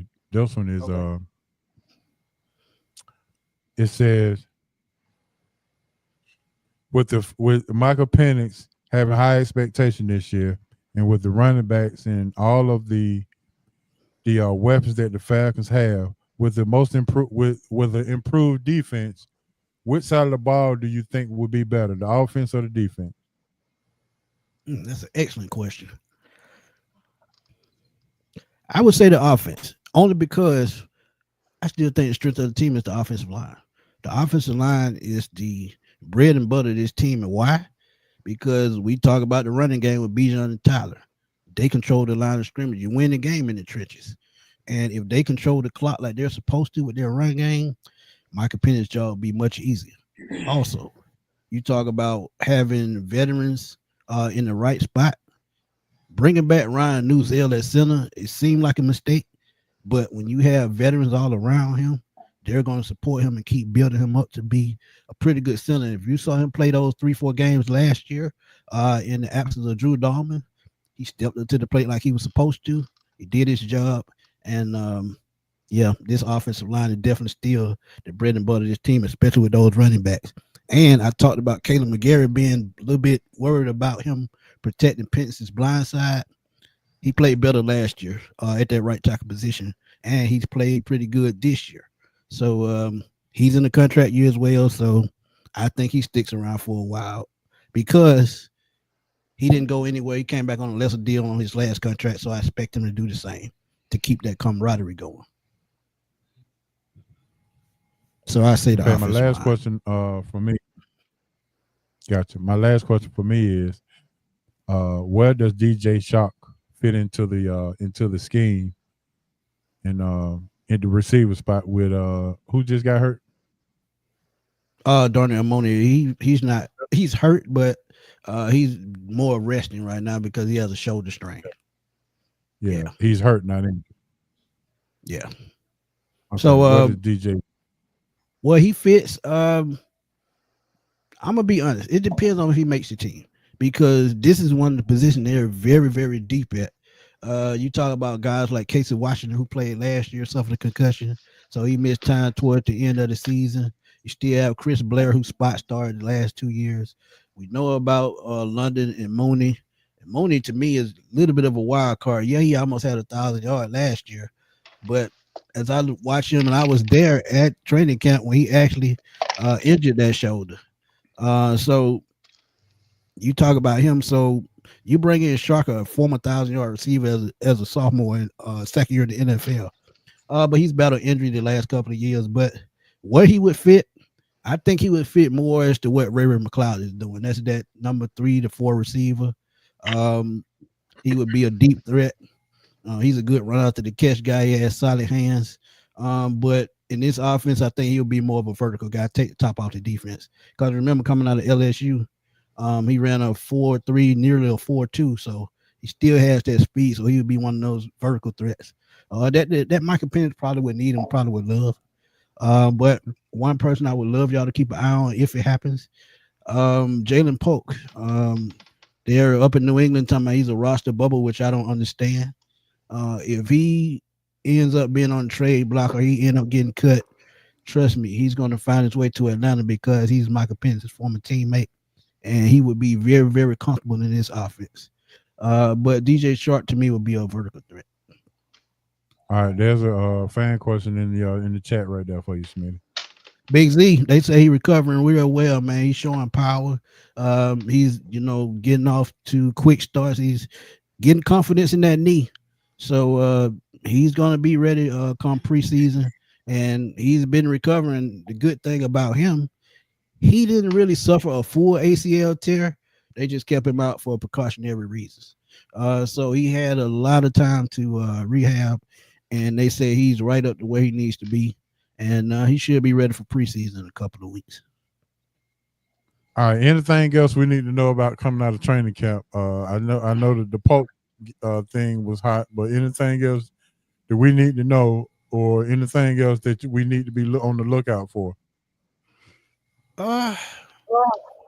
Besides a possible Kirk Cousins trade, nah, because I'm gonna be honest with y'all. I thought when Justin Fields went down with that toe injury, I said, "Oh, Kirk finna go to New York," but honestly, it was just only a ligament sprain, and he's fine, and he's back at practice. But only thing I would say is probably keep an eye on Jalen Walker and what goes on going into preseason. They may hold him out for a while to let him rest because he has been working all off season.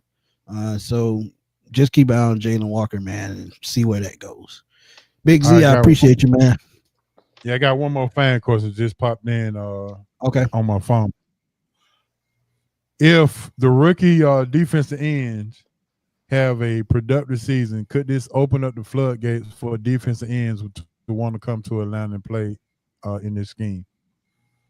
That's a good question. I think it's going to be that anyway because of the coach I talked about, Nate Ollie. Guys gravitate to him, man, and I saw it, personally. The way he was out there coaching, man, he was in their face, and you like those kind of coaches. And one coach we had on that 2016 team was Brian Cox. Had that same type mentality, tough-minded, didn't play, and he wanted to get the best out of you, man. And I see that same thing in Nate Ollie as a defensive line coach. So yeah, Nate Ollie, he's one of those guys, man, that he can bring in talent on his own because of his coaching style. I think Cuz had asked this question last week when I told him you was gonna be on, and I think you answered it already. But just to recap, okay. Hot seat. How hot is the seat for Raheem and Terry if we don't make the playoffs? I think it's gonna be super hot, man, because they put so much talent on this team this offseason. Like I said, with the two defensive ends, then you bring in Leonard Floyd. You fix the part of the team that needs fixing the most. You bring back, your offensive linemen. You still have a strong offense. You added pieces on offense as well. We just talked about DJ Chark. Defense, you added, two superior defensive backs in the draft. You re-signed Mike Hughes. He has no excuse. You brought in Divine Diablo to help with the linebackers. There's so much talent that has been influxed to this team. They have no choice but to succeed. Look at what we did through 9 games last year with less talent. If you don't get farther with more talent, coaching is the problem, and there's nowhere around that. And honestly, I'd be the one to say it, and I'm not scared to say it. If Raheem Morris don't get a playoff run going, he should be gone. But I feel like Terry Fontenot should keep his job because he did what he could to put talent on this team, put him in a position to win, and it would be on Raheem Morris to take it the rest of the way. So do they need to win division and just get to the playoffs, or do they need to win division and at least win a game in the playoffs? I think they need to make it at least to the divisional round for him to save his job. That's one game out to the wild card, right? Okay. Well, there it is, folks. Smitty has spoken, and man, we so appreciate it. Please let everybody know where they can continue to find your videos and updates and all of the Falcon news. Y'all can find me on Smitty Sports Machine on YouTube, and also find me on Twitter at FatboySlim_21. You see it on the screen right there. That's my Twitter handle. And I just dropped a video a little while ago about them bringing in Jordan Whitehead for a visit, former Tampa Bay Buccaneer. Safety also played safety for the New York Jets. And guess what? Jeff Albrecht was his defensive coordinator. So there's a tie right there. And if they bring him in, there's more competition at the safety position. And to me, I think it means they run a little bit more 3 safety sets on second and long or third and long on defensive wise. But yeah, I think it would be a good sign. All right, good deal. All right, Smitty, before you get out of here, I do we do have an NFL question of the day, and I want you to just tap in and let me know what you think. So last week we did basketball. This week we're gonna do football. So we call this "How Soon Do We Forget?" Name me your top 3 players that were good, but how soon did we forget how good they really were? That's a good question. Well, I'm gonna just say right off the top, Darryl Green. When I hear about greatest corners of all time, I never hear Darryl Green name come up. Played 20 years in the NFL. Yeah, so, that's a good. Dude ran 4.42 at 5'11", 6 feet. Hey, he can still run a 4.3. You on my cheat sheet, man. Hey, man, look. You on my cheat sheet. I grew up in that era, man, so I know. He would definitely be top on my list because when I hear top corner, his name never comes up. Greatest punt return with a broken rib. Right.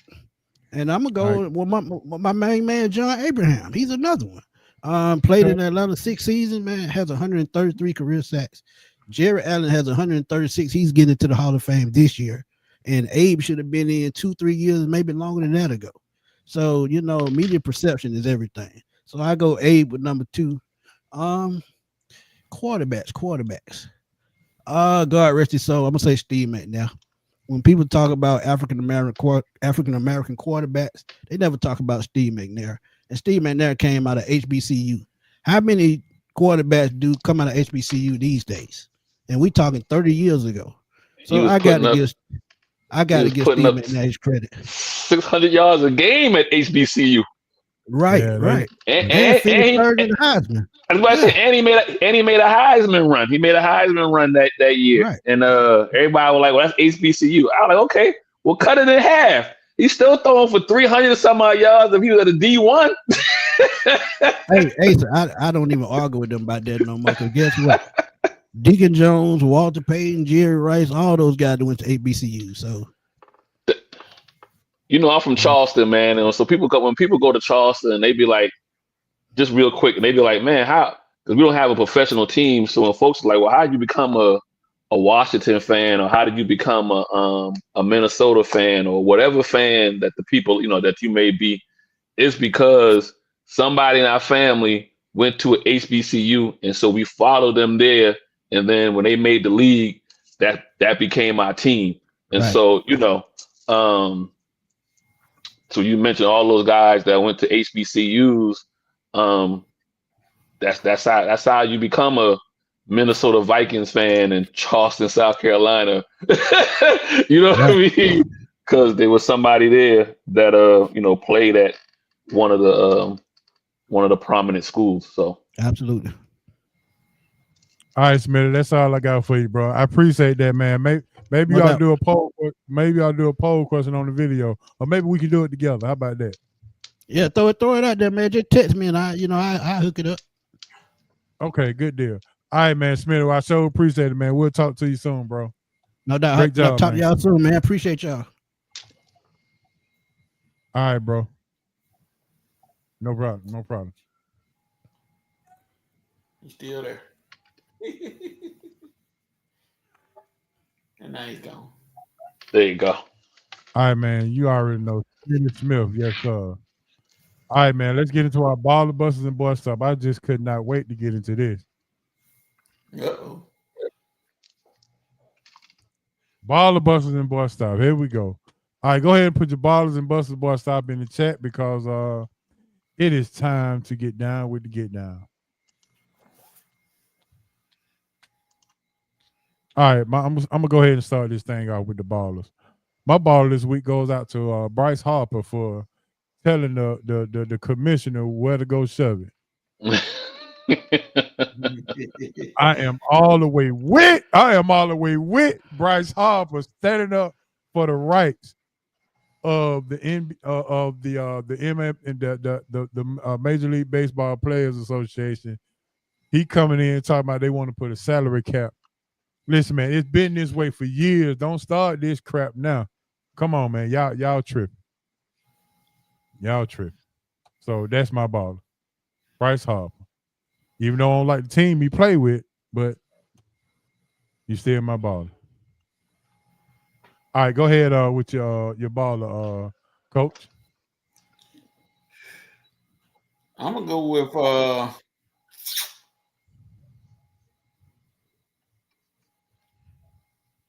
who did I have? I had several candidates.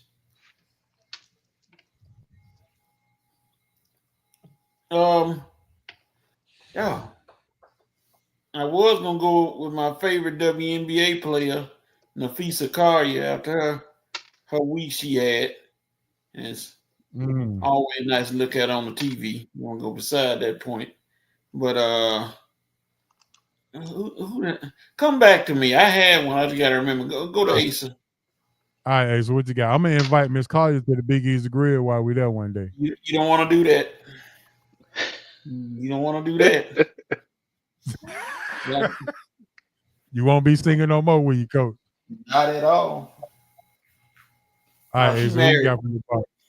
Oh, I was looking up my man from the A's. I don't know. You can't call them Oakland A's. You can't call them Sacramento. I don't know what their real name is, but the guy that hit 6 for 6 with 4 home runs last week. Oh, okay. Yeah, that's a good. Yeah. Yeah, he was an angry man. He had some personal issues. Yeah, he popping. I don't know. I would have stopped pitching to him. They would after he went 3 for 3. This is all he would have seen. It looked like Cuz already put his bus in now. He said the bus is Gilbert Arena, Mr. Gambling House. Oh yeah, that's where I was going with that. So Cuz already put his bus. My bus is I told Cuz I was gonna make him my buster this week, and he said he didn't care, so I'm gonna go ahead and put it out there. I'm gonna tell him to go downstairs so we can listen to it instead of looking at me. But my buster award goes out to Zavada McLaren because he has never ever heard the song "Space Age Pimpin' by 8 Ball MJG. Oh golly! You gonna put a black card? You got to snatch his card. You gonna put a black card? We going straight for it. Yeah, bro.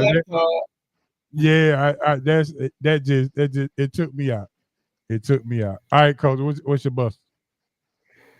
Let me go back to my baller. My baller was the Milwaukee Brewers, who done come out of nowhere, who have simply come and got the best record in Major League Baseball. And I'm like, who thought about the Brewers? I knew they were going to be good, but they've gotten some time to hit. They got some pretty good pitchers and everything. So I'm going to go with the Brewers for the ballers this week. The Buster, good Lord, it's so many to choose from. You can get in the car with me. Who you in the car with?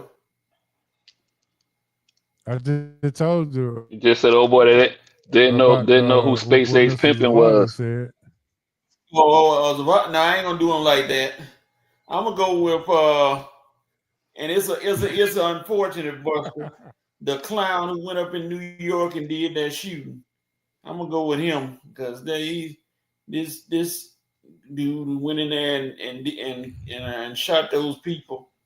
You know, if mental illness is real, and it seemed like that what he was going through. So I hate that to get him the Buster, but I got to. Yeah, that was kind of bad. So I'm gonna go with him. Give me your bust, Ace. My two busters is Shannon Sharp and Gilbert Arenas. Okay. One had to pay $500 million or $50 million, whatever it is, and get fired. And then Gilbert got arrested. He only paid 23. Only paid 23. I ain't want to pay nothing if I was him, but you got to pay it out. And then Gilbert just got arrested. Yeah. For some kind of gambling spree or whatever. Running some kind of gambling house. I know Dez and Cuz having they probably laughing at my bust, but my bust stops in the top. Now with Gilbert Arenas, that's the reason why he got put out the league, gambling on the plane and pulling out guns and all kind of stuff, you would think he would learn. Yeah, he out there. They out there doing the podcast downstairs and gambling upstairs.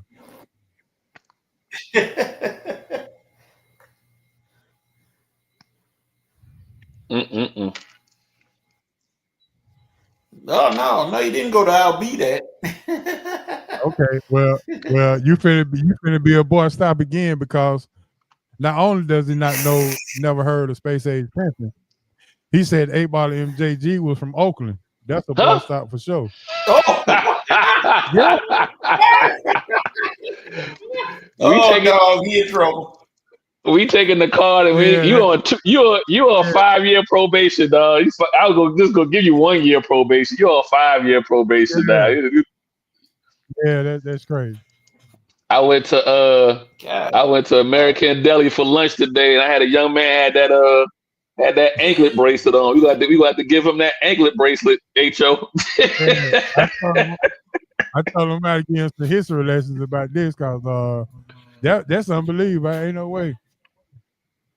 Oh, Oakland. And to top it off, I said he thought 8-Ball MJG was one person. I said, no, you heard me say "and" in the middle, didn't you? He showed disrespect to one of the greatest hip hop groups of all time. I'm trying to tell you. All right, go give me your boy stop, Coach, and Ace. Y'all go ahead, cause I'm gonna go ahead, Coach. Boy stop goes to who is that? What's the name?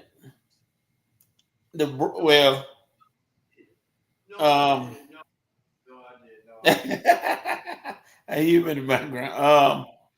Who gets the boy? Stephen Jones for the Cowboys, who continues to make this saga with Micah Parsons more ridiculous by asking, when they were talking about, they said they want to pay, and then turned around and asked, does Micah Parsons want to get paid? And just like I give Stephen A., I forgot to give him my ball award. That's what it was. I wanted to get a ball award, because he told Stephen Jones, he said, you should be quiet. You luckily got your position with Jerry Jones. You act like you wasn't born on third base. You already were born on third base. You ain't make go around the thing.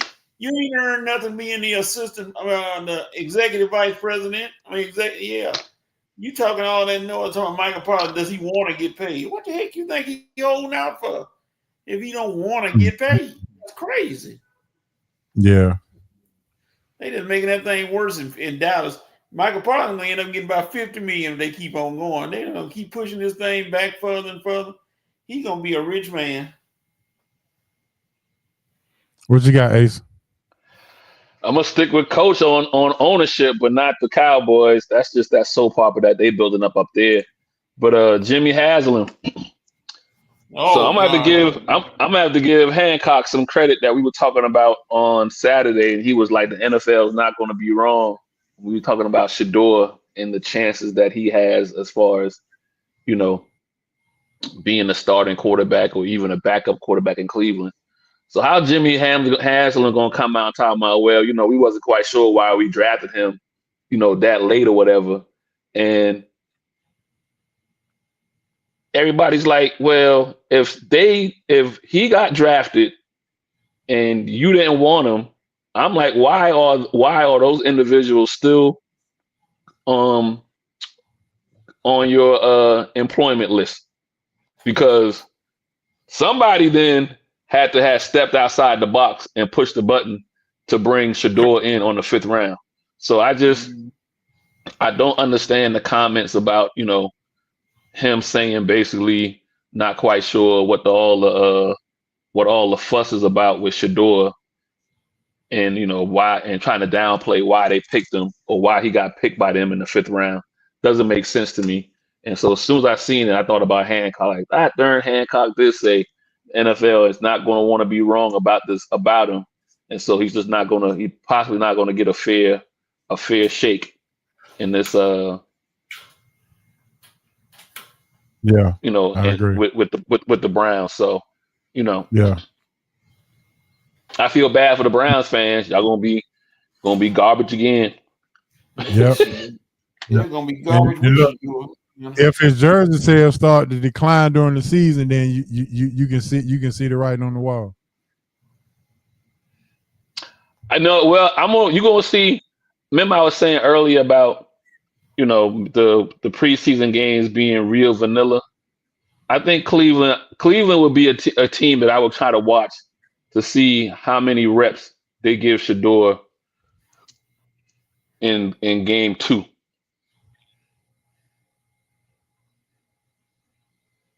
Or the first 2 games, because they played 3 games, right? So Okay. it would be game 2 if he got any real reps. I'd be interested to see if he gets out there. Discussion.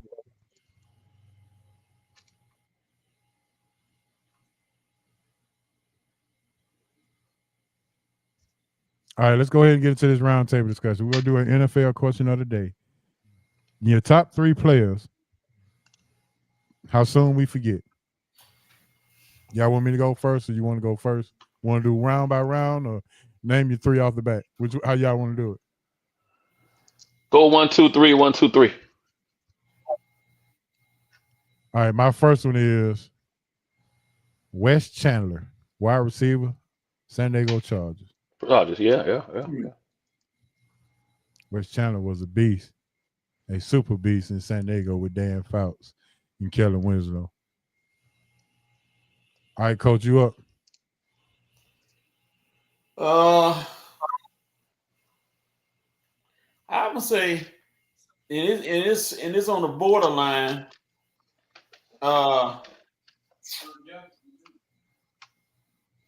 Who is the guy? Martavis Bryant for the Steelers. No, I take that back. Santonio Holmes for the Steelers. That's what I meant. Okay. Holmes was. And then he was nice. You didn't hear much from him after he won that Super Bowl.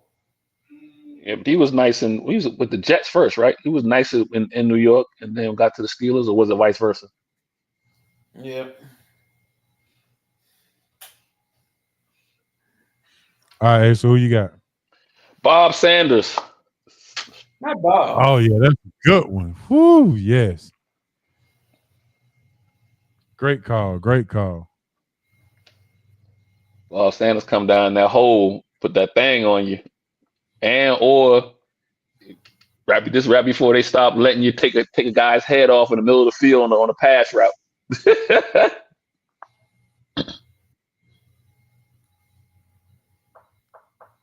All right, back on me.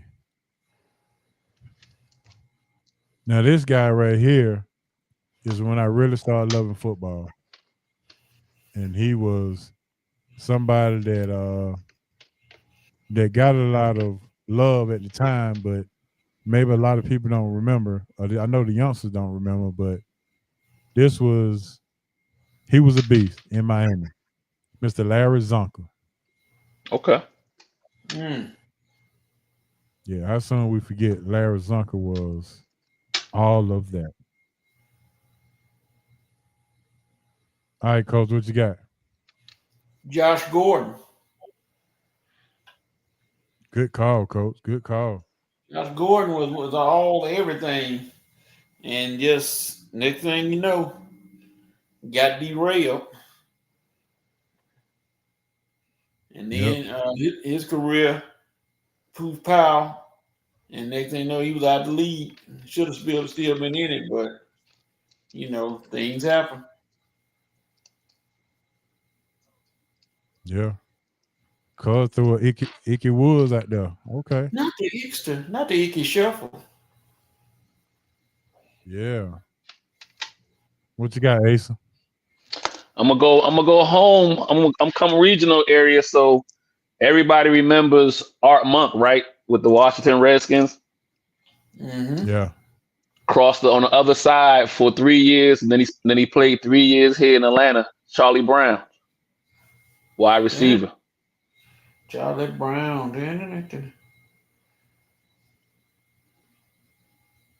We talking to Smitty. He went to South Carolina State.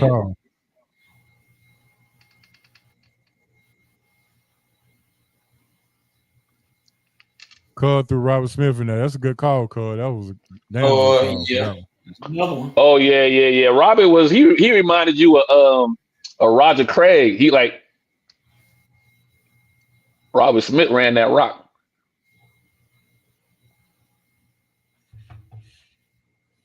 Yes, he did. He did that. Sure.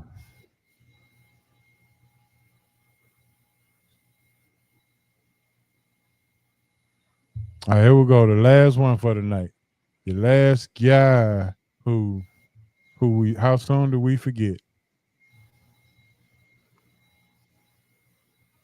I'm gonna go hometown.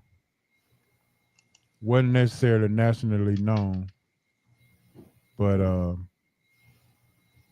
it was pretty good. Billy White Shoes Johnson. He had the first TD celebration, didn't he? One of the first. Yeah, it seemed like it, right? Billy White Shoes Johnson. Yes, sir. I love that one. Houston Oilers, then he came to Atlanta and did his thing. Matter of fact, he was Michael Vick's guy. He's supposed to keep him on the wraps. But all right, Coach, who's your last one? Aaron Hernandez. He's gonna be big and part of the Patriots, and then just lost it. I mean, when I say lost it, well, you saw his life unfolded. And just went in the toilet and then prison and then everything else. And he was gonna be that was a bad combination with him and Gronkowski. They couldn't be stopped, but you know how that works. Yeah. Good call, Cub. Where your man, Drew? All right, Ace, it's on you for the last one. Go ahead and close it out. Otis Anderson, running back. Good one. Woo. He was with the Cardinals. Cardinals first, then the Giants last. Yep. ODDIS, OTTIS. Otis Anderson. Yeah. And my honorable mention is Curtis Martin. Oh. Okay, when you mentioned honorable mention, I'll go even one deeper than that. Kajana Carter. Okay, Coach. Couldn't stay healthy. And should have been a big timer from Penn State, but just couldn't stay healthy. Something always happened.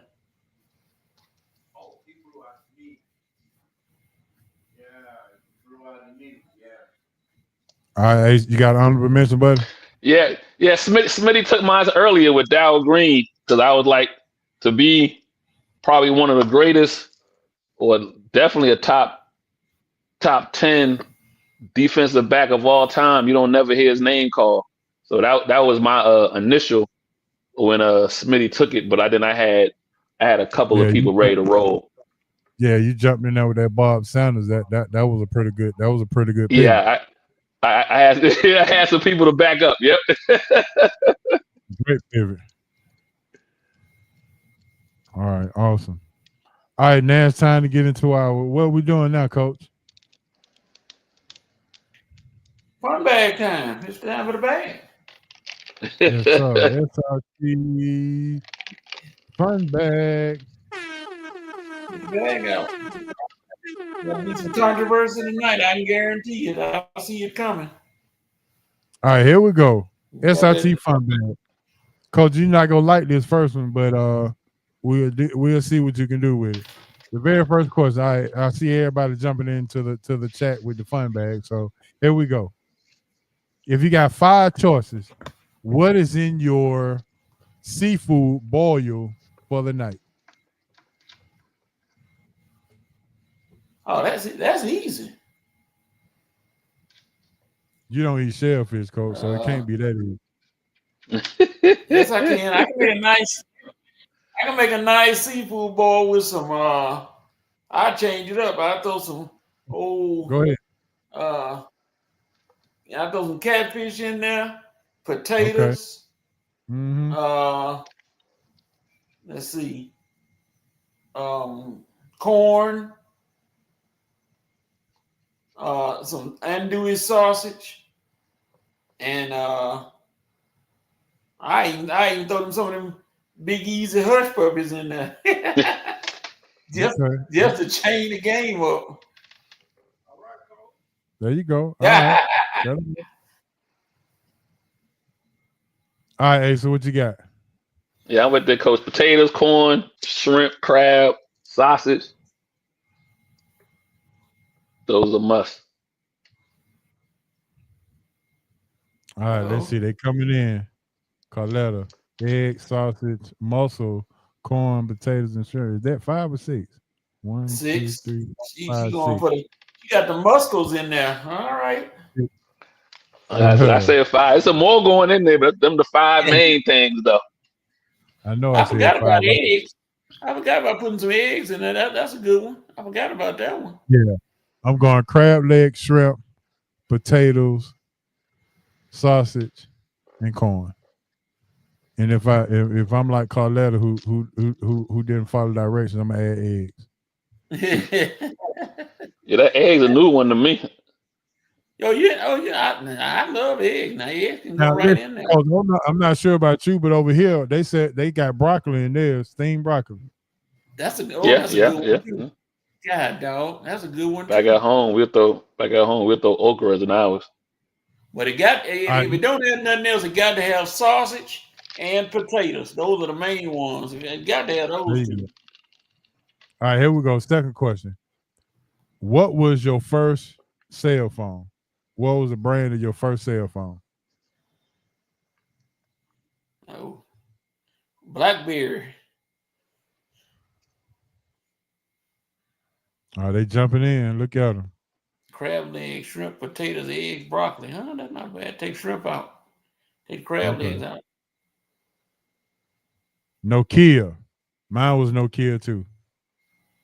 Your first cell phone, Coach? BlackBerry. Mine was the Nokia that had the little slider on the front where you pull it down before you dial. Oh yeah. Whoever made the BlackBerry, that's what I had. BlackBerry. Hey, so what you got? I know for sure. I had one. Oh, what was that? It was a company. I forget what they had. It was a little flip phone, but I guess the main one, my first one was Motorola. BlackBerry. Yeah, Motorola. That's it. Yeah, Motorola. Yep. Motorola. They coming in. See. Oh yeah, we got a new listener in here tonight. Miss Honey B is in the building. All right, Honey B. Matter of fact, Ho, you remember a company called ACN? Yeah. That's and so they had the Motorola. That's what. Yeah, the Motorola for sure. All right, so here we go, Coach. This is for you. I got this just for you. Show us your spelling bee, your skills. Spell kaleidoscope. Oh boy. K-A-I L. Oh dog, kaleidoscope. That's something like that. K-A-L. Okay. Oh boy. K-A-L kaleidoscope. I gotta sound it out. Yeah, go ahead. Okay, let's see. Carletta got it. Let me see. Yeah, she got it. I forgot the E-I. That's what I think about where the I went. I knew about the E, but I forgot the I. Yeah, she got me on that one. Look at these folks jumping in. Look at these folks jumping in. Cuz showing that Alabama State education. Everybody beat you to it, Coach. Look at that. They sure did. They got me good too. And you the spelling bee champion. Well, hey, they give you more time on the spelling bee. I get a sentence. I get to use it in a sentence. Yeah, you're right. All right, Ace, so this right up your alley right here. If you had to have somebody to write you a song, Uh-oh. who would you choose? R. Kelly, Jimmy Jam, Terry Lewis, or Neo? Woo. Man, I don't want to get canceled.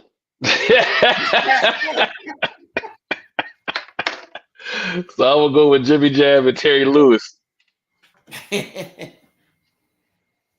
Okay. Well, don't it look like Hunter B. Hunter B say she don't care. She trying to get the song. At least you know it's gonna be a hit. I can do all them eras, you know what I mean? So I take a Jimmy Jam, Terry Lewis song.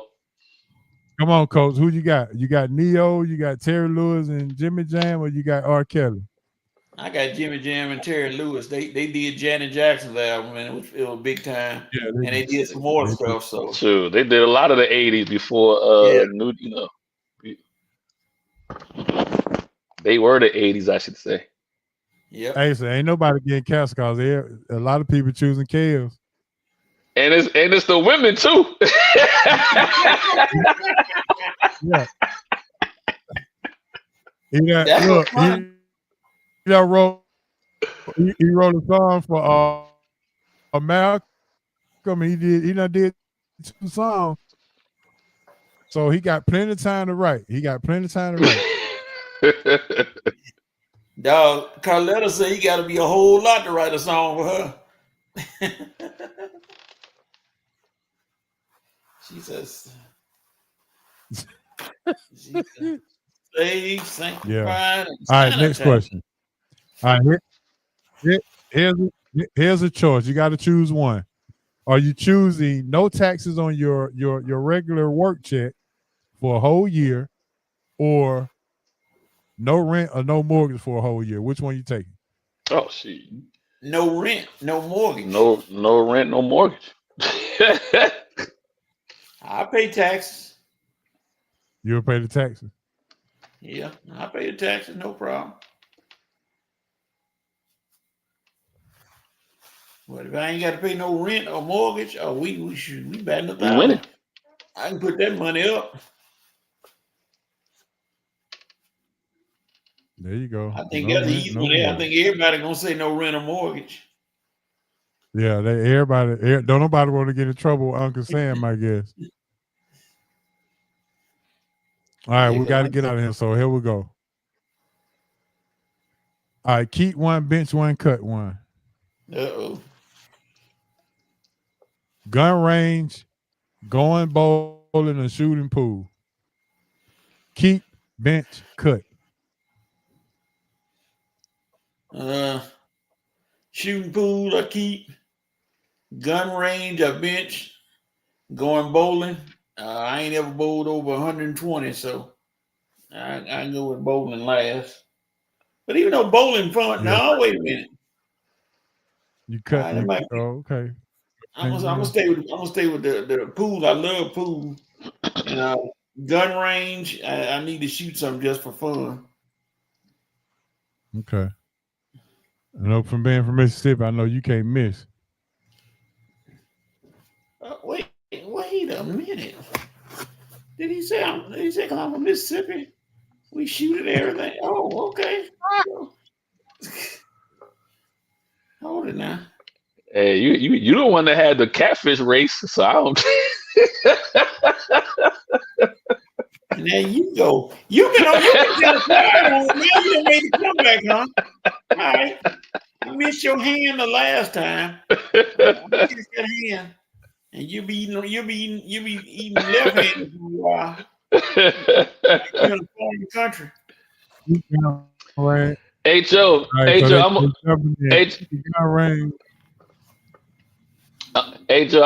give a little. Go to the second one. Keep one. Hey, did you? No, I didn't. No, I didn't do my. I'm gonna give it to you right now. Go ahead. So I'm gonna give you a little dating trick too.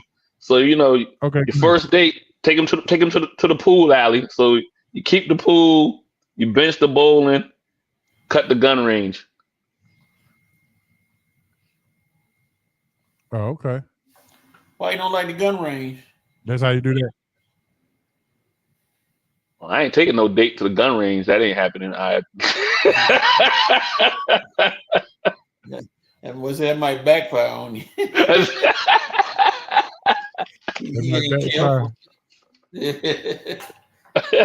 Well, look, why all the women want to go to the gun range? That's self-preservation. See, you just answered my question.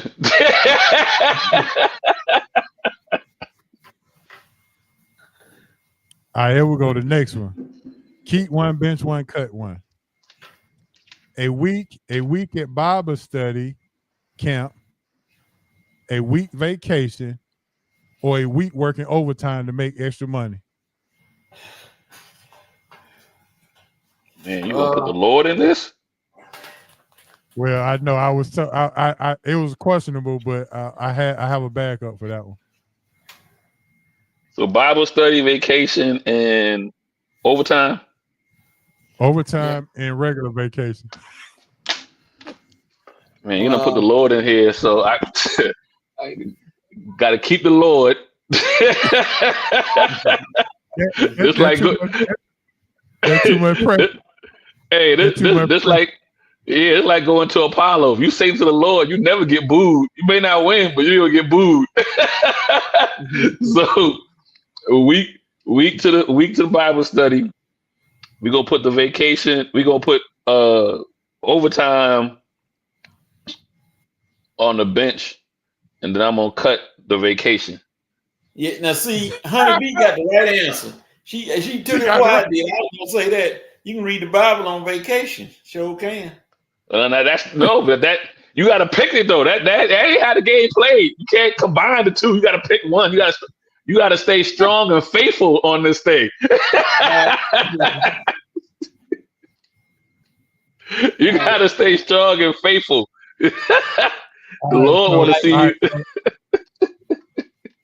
All right, so I was told that I need to take the Lord out of that. So I had to prepare. So I'm gonna take the Lord out and I'm gonna do it this way. Don't worry about the Bible study vacation. You can go on vacation for a week, work overtime a week, and play the lottery for free for a week. Now we can work with it. Vacation. And if you win the lottery, you can just pay tithes. Vacation, lottery, overtime. Vacation, lottery, overtime. Yeah. Well, no, I'm keeping the overtime. I'm keeping the overtime. Oh no, I'm gonna do the lottery because that's free. Mm-hmm, and then I'm gonna bench the vacation because if I win the lottery, that's coming anyway. And then I bench vacation. I'm gonna cut the vacation. So I'm gonna bench the overtime. I'm gonna play the lottery, and then cut the vacation. The lottery. They just replaced the Bible with the lottery. Then replace the Bible with the lottery. All right, so now this one gonna make me laugh because I thought about Coach when I got this one. Uh-oh. Which song will make you get on the dance floor the fastest? Set It Off, Percolator, or Blow the Whistle? Keep one, cut one, bench one. Which one? What that song? What that? Set It Off on the left, Set It Off on the right. That song. Yeah. Okay. Yeah, that song. Percolator, Set It Off, Blow the Whistle. Yeah. I love the Percolator. Oh, you got that song. Honey B, you got to keep one, bench one, and cut one. I know Blow the Whistle will get you on the floor, but you got to still tell me what you're going to do with the other two.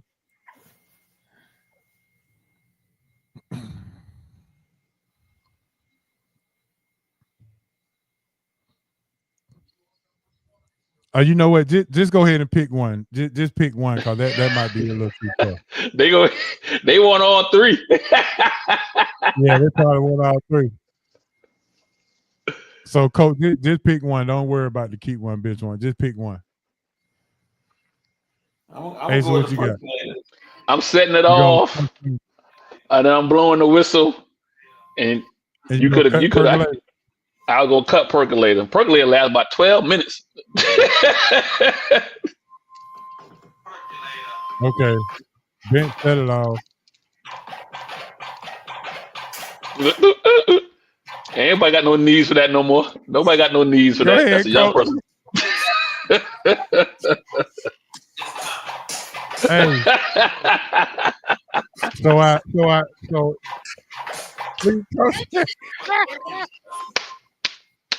Man, hey, I couldn't do no other dancing after that song. I had Nucky.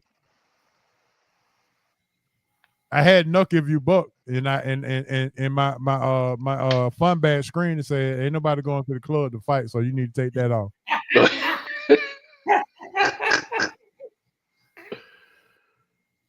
So I took that off and put percolate on now. If you're knocking and bucking, you coming to fight. It tell you in the song. That's a shame. Yes, sir. All right, so this is the last question of the night. So let me put my music on. Name at least 2 8-Ball MJG songs. I'm being paid there right now. Oh. Coming out hard. All right, there you go. Just name 2. Come out, Space Age Pimpin'. Space Age Pimpin'. All right.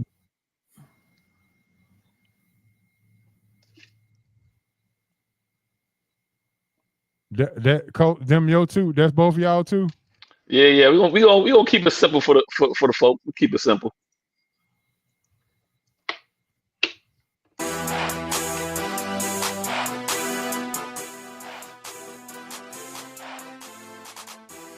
Oh yeah. Well, guess what?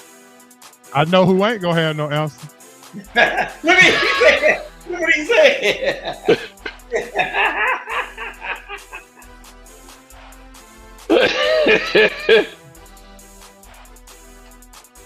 Oh, it's somebody else on here who ain't got no answer too. Yeah, we don't. But I ain't gonna say no name. Shoot, pimping my own rhyme. I mean, what you got? Listen. That's what I'm talking about. See, we all the way live with the Honey Bee. Yeah, you don't want drama? Yeah, there it is.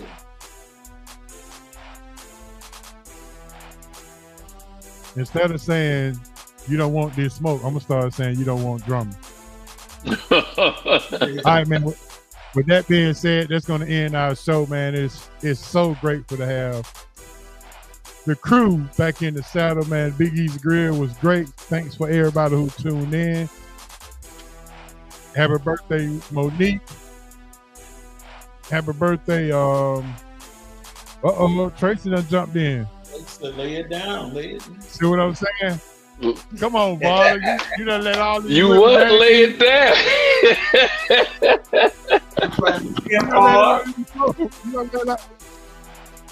Players night out. He said they'll be all right. Oh, they jumping in. Boy, everybody's naming it. That's what I'm talking about. Rick, you off something? Time, man.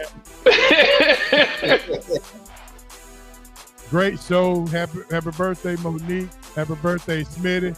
Appreciate Smitty for coming on. Coach and Ace, you guys are always great, man. We really appreciate it.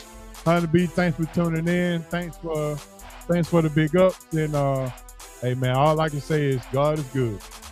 That's all I got. All right, y'all go ahead and jump in. Go ahead, Coach. Yeah, big ups to everybody. H.O., Asa, Hancock in your absence. Everybody who joined in, Dez, Zavada, Honey Bee, Tracy, Sharonda, Coletta. Don't forget about Coletta. You know, Coletta be praying for us now. You can't take the Lord out of the show. I said Coletta. Oh, okay. My boys on the Red and Rail Sports Show on Saturdays, starting back in August the 23rd. And everybody who listen online, hey, thank y'all. We had a good time. And if y'all ever can catch us at the Big Easy Grill, come on. I'm buying drinks for everybody. There you go. All right, hey, so what we got? Hey, one time the SRT family, man, I always appreciate it. Have a good time when I'm on. HO Coach Hancock. One time the Smitty Rock giving the inside scoop on the Falcons. And everybody in there, y'all know all those, everybody that know all the MJG and 8 Ball songs, y'all need Jesus.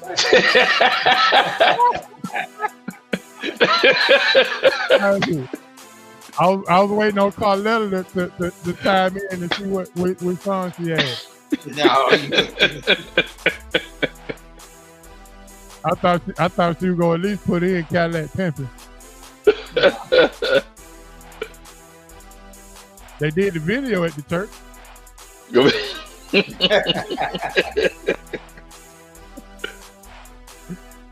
Hey man, all I can do is just have fun, man. This is a great show. Thanks for everybody tuning in. You already know how I feel about it. For Asa, Coach, Hancock, Smitty, it's the main man, H.O., R.I.P. Moms and Pops, R.I.P. BC. And for Hancock, Smitty, Asa, and everybody who tuned in, it's the SRT, man. We'll holler at y'all next week. And we out. Peace.